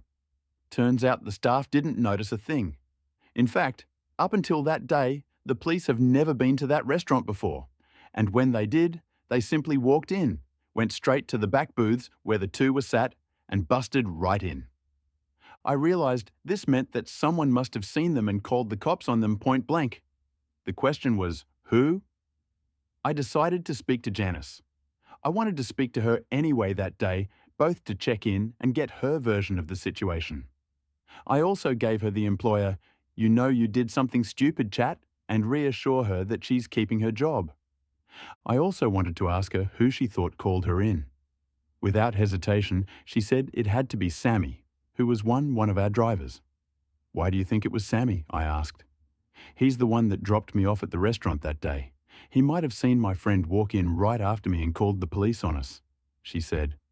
I knew the part of him dropping her off was true. That literally his job and her only free mode of transport. "Well, that sounds a bit drastic. Why would he do that, even if he had seen you do anything?" I asked. She claimed it was because he was jealous. He was really into her, apparently, and kept trying to get her into bed, she said. What genuinely pissed me off was when she told me that he actually tried to force himself on her once, and she fought him off, and that he hasn't tried or even said anything since other than be very short and curt with her. My immediate response was, "Why on earth would you not tell me or one of your managers right away?" She said she had dealt with it her way, and it stopped. Plus, she didn't want anybody to get fired on her account, and she didn't want any interaction with the authorities, so she decided not to make a big deal out of it in the first place. She also declined to press formal charges against him, which I advised her to do. Her declining infuriated me even more. This guy was going to get off scot-free. Now, clearly, I was about to fire Sammy, but in my mind, that wasn't enough. For someone to attempt to rape a person, basically, and not get in trouble for it? Not okay with me. But it seemed like it was something I had to live with. Obviously, my next conversation of the day was with Sammy. My intent was to confront him with the accusations. I called him into my office. I didn't really know where to start, so I went with, "Obviously, you've heard about what happened to Janice this weekend?" He stepped in it right away. "Heard about it?" came the unexpectedly proud response from a proud AF and positively beaming Sammy. "I called it in." And this is where it started to get super satisfying. You see, for a couple of years since I met Sammy every now and then, he would pull out and show us all pictures of his wife, who was back home living with his mother. She was younger than him and quite beautiful, but sadly barren, which is apparently why she settled with an older fart like him. He was so proud of how pretty she was. He was also a devout religious man, or so he claimed. So I asked, "And why call the police?" He came back with, "After I dropped her off, I waited to see who she was meeting, because she's a troublemaker woman. When I saw the man walk in after her, I called police because I know him and he is married, and this is against the laws of God and man." I'm smiling now. I knew I got him. Why do that instead of calling your direct manager, or even me? And before even seeing for yourself what they were doing exactly at that? Why make it my problem and the company's problem what she does in her own time? Silence. Head down counting his shoes. "Sammy, I know why. I know what you did. Janice just told me. I'm disgusted by you and sorry that we hired you." He had the audacity to mumble, "I only tried once, sir." I almost slapped him. Anyways, I fired him, handed him a one-way ticket home, which was in 4 hours, and told him to GTFO. This is where I get my not-so-petty revenge. I had his house phone number saved somewhere from "We hired him." It was on his CV. I knew that because I called him there to interview him before we first hired him. I waited until his flight took off and dialed the number. I assumed either his mother or wife would answer the call, but I was wishing for the latter. I got my wish. "Hello, Mrs. Sammy. I'm your husband's employer. Well, his former employer anyway. Just so you know, I fired him a few hours ago and he's on a flight home as we speak. His flight number is XXXXX. He will be arriving at XXX. Just so you are aware, I was forced to fire him because he attempted to rape a fellow employee half his age. I'm sorry, I said, and promptly hung up, but not before hearing her gasping in shock. It was truly a destructive revenge. The most crucial part was when the employer called Sammy's wife and informed her of her husband's attempts on a server. I am sure Sammy would still be facing the consequences of his actions if his wife had not kicked him out of the home. Undoubtedly, this was the ultimate revenge. Story is from Throwaway 5433. How I got my boss's job and my co-workers a 15% raise. Hey Reddit, I can finally share my story because now it is all over. I am on mobile also.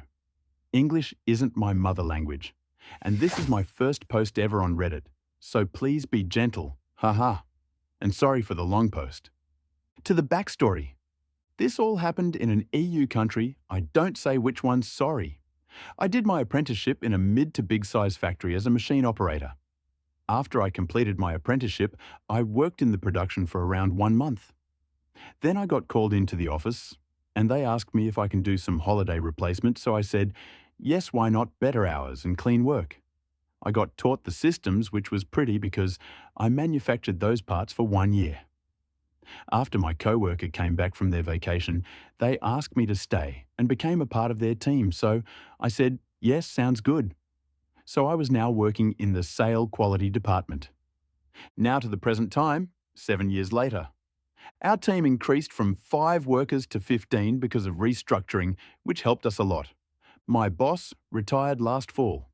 And after Christmas, we got a new young boss around my age, 27, who was a major asshole and sexist.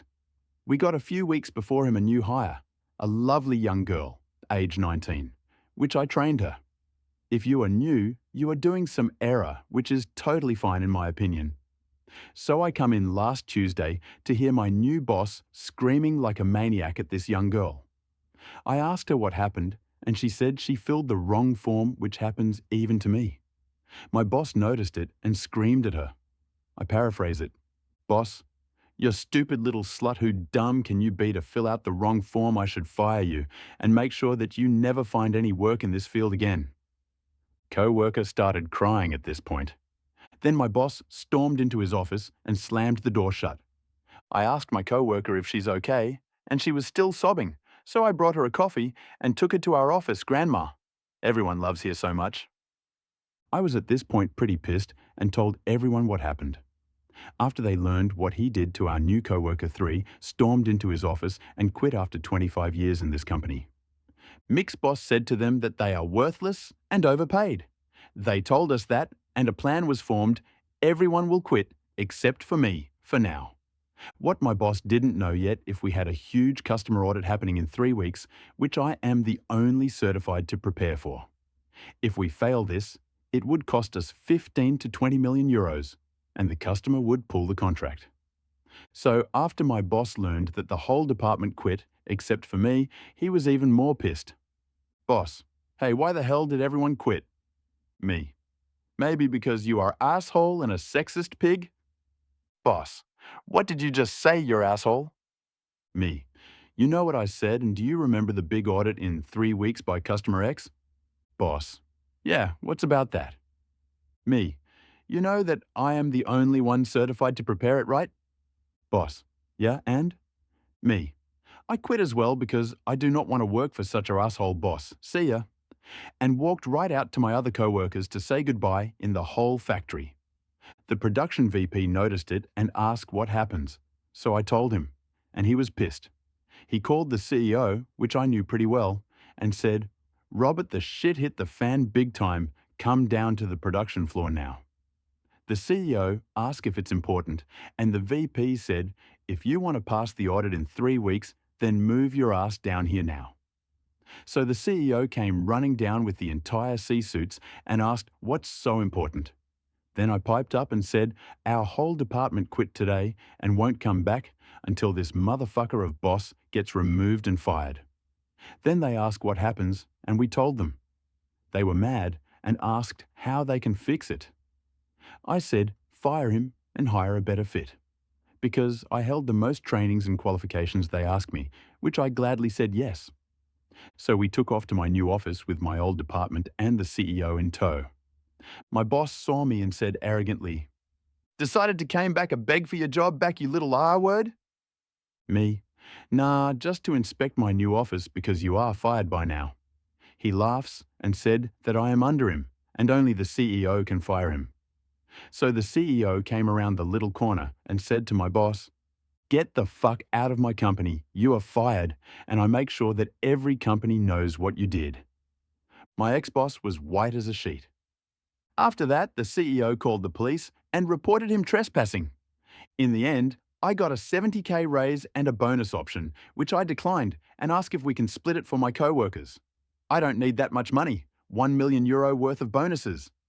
My CEO agreed and everyone got their job back, and we complete the audit without any fails.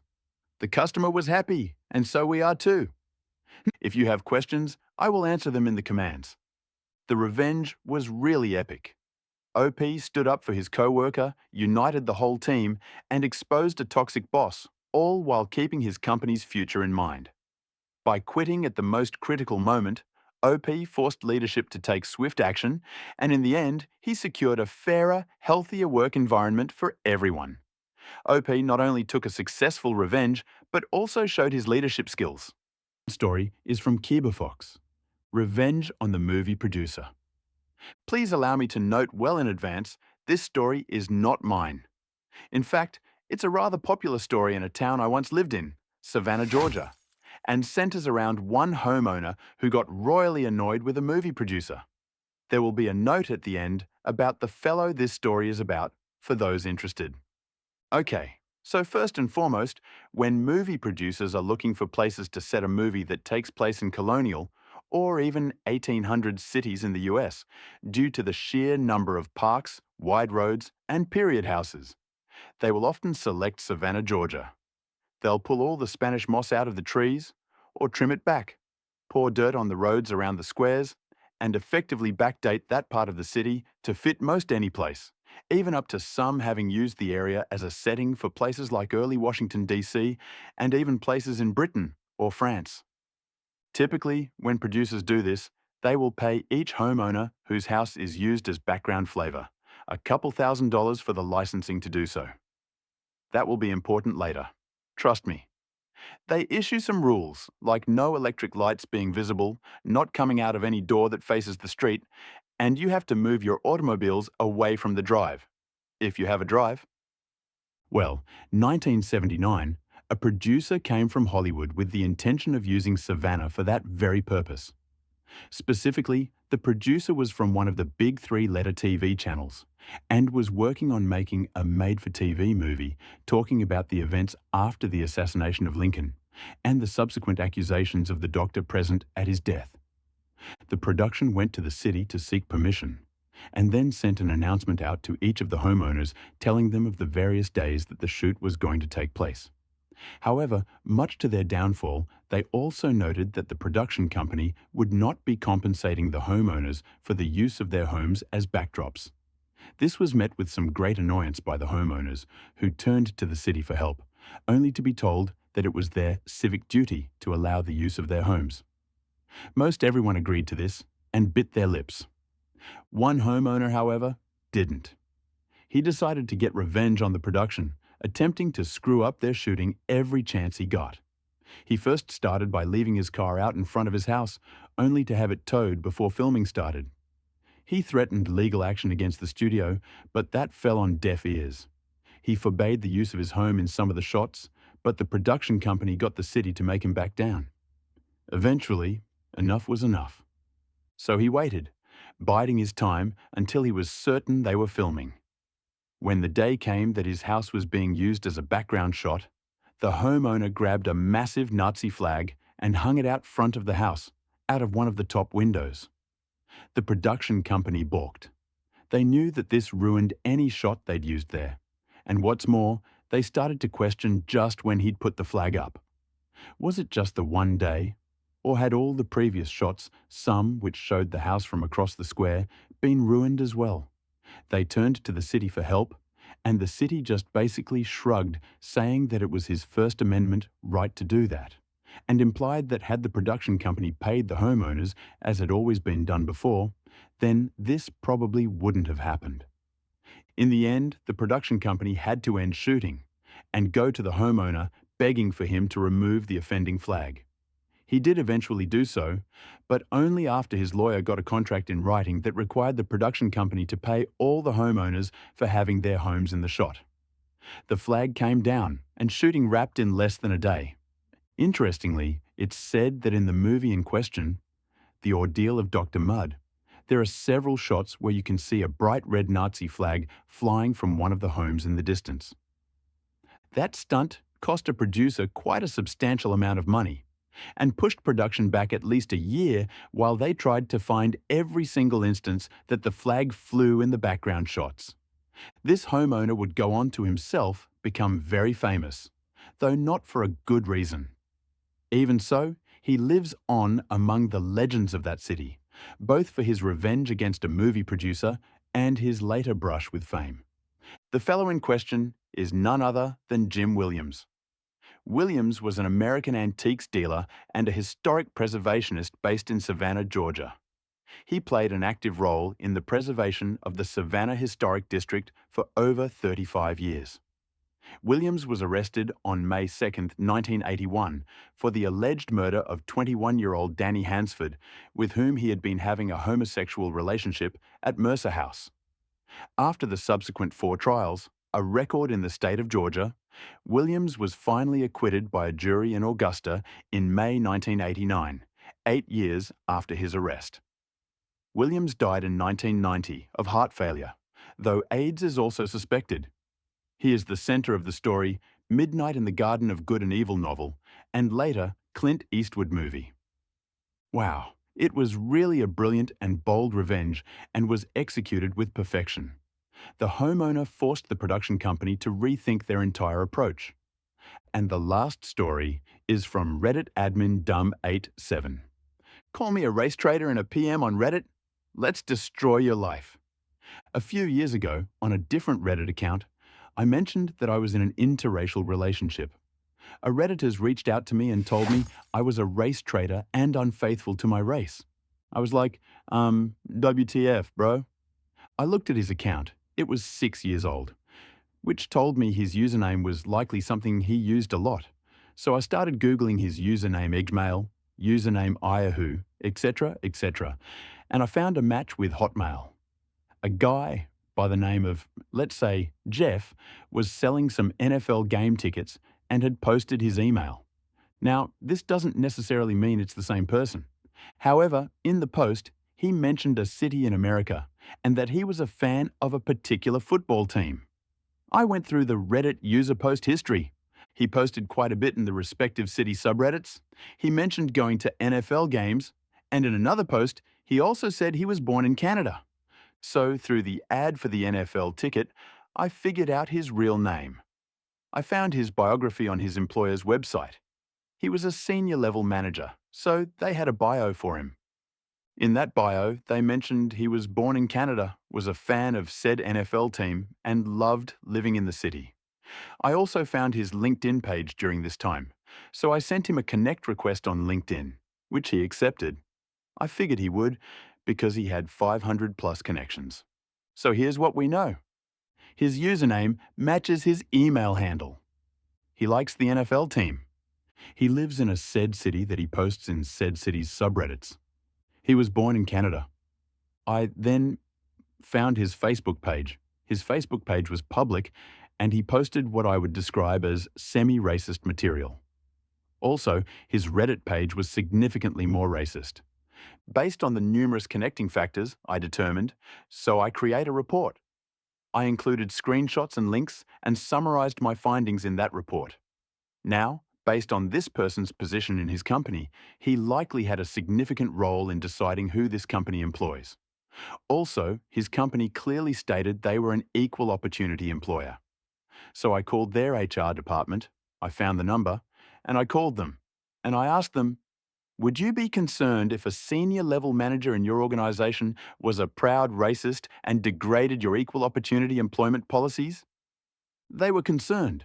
So I told them I had done an investigation into one of their senior level managers and described he was racist, and I had put together all my evidence and findings in a report and could email it over to them. I emailed them the report. A few weeks later, I called to get an update, and I was told they appreciated my report. However, they would have to comment on the status of their decision and make public statements in regard. Basically, thanks for letting us know, but we aren't going to tell you shit. That's fine. So I waited another month, and I kept checking his LinkedIn page. Then one day, I saw a LinkedIn post from him in which he said he is looking for a new opportunity and if anyone had any positions open. So I messaged him on Reddit and I told him, "Hey bro, heard you got fired. Just want you to know, I'm the reason why." He threatened to find out who I was, hunt me down, rape my spouse, and strangle me to death. So I reported him to Reddit admins who promptly perma-banned him.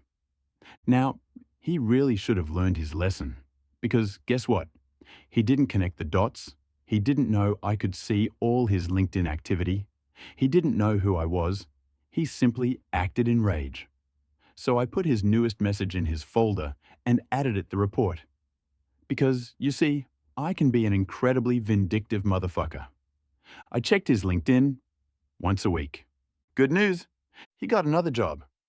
Bad news, their HR department was also quite easy to get a hold of and discuss their new horizontally racist, threatening behavior. However, let's just say I had a lovely conversation with this HR representative. She was a woman, and based on how she sounded, and her name, I suspect she was a woman of color. So, yay. I'm not sure what happened after this because a few weeks later his internet history was cleaned up and his LinkedIn page was deleted. However, this company listed their senior management, which was what his position was. I never saw his name listed. What I suspect happened is after his HR reviewed my evidence, they terminated his employment with them. I would have totally gone after him a third time. But he got smart the second time around. TL. Deekta guy called me a race traitor. I got him fired from not one, but 2 jobs. Hey, BTW Jeff, if you see this post, I'd love for you to send me a new message. I really enjoyed the little game I played with you. I also question how did you handle getting fired from 2 jobs back to back on your resume and in future job interviews? The revenge was devastatingly effective. By using the internet to uncover the racist troll's identity, OP strategically exposed his behavior to his employers, costing him 2 jobs. Bye-bye for now. Let's see you tomorrow.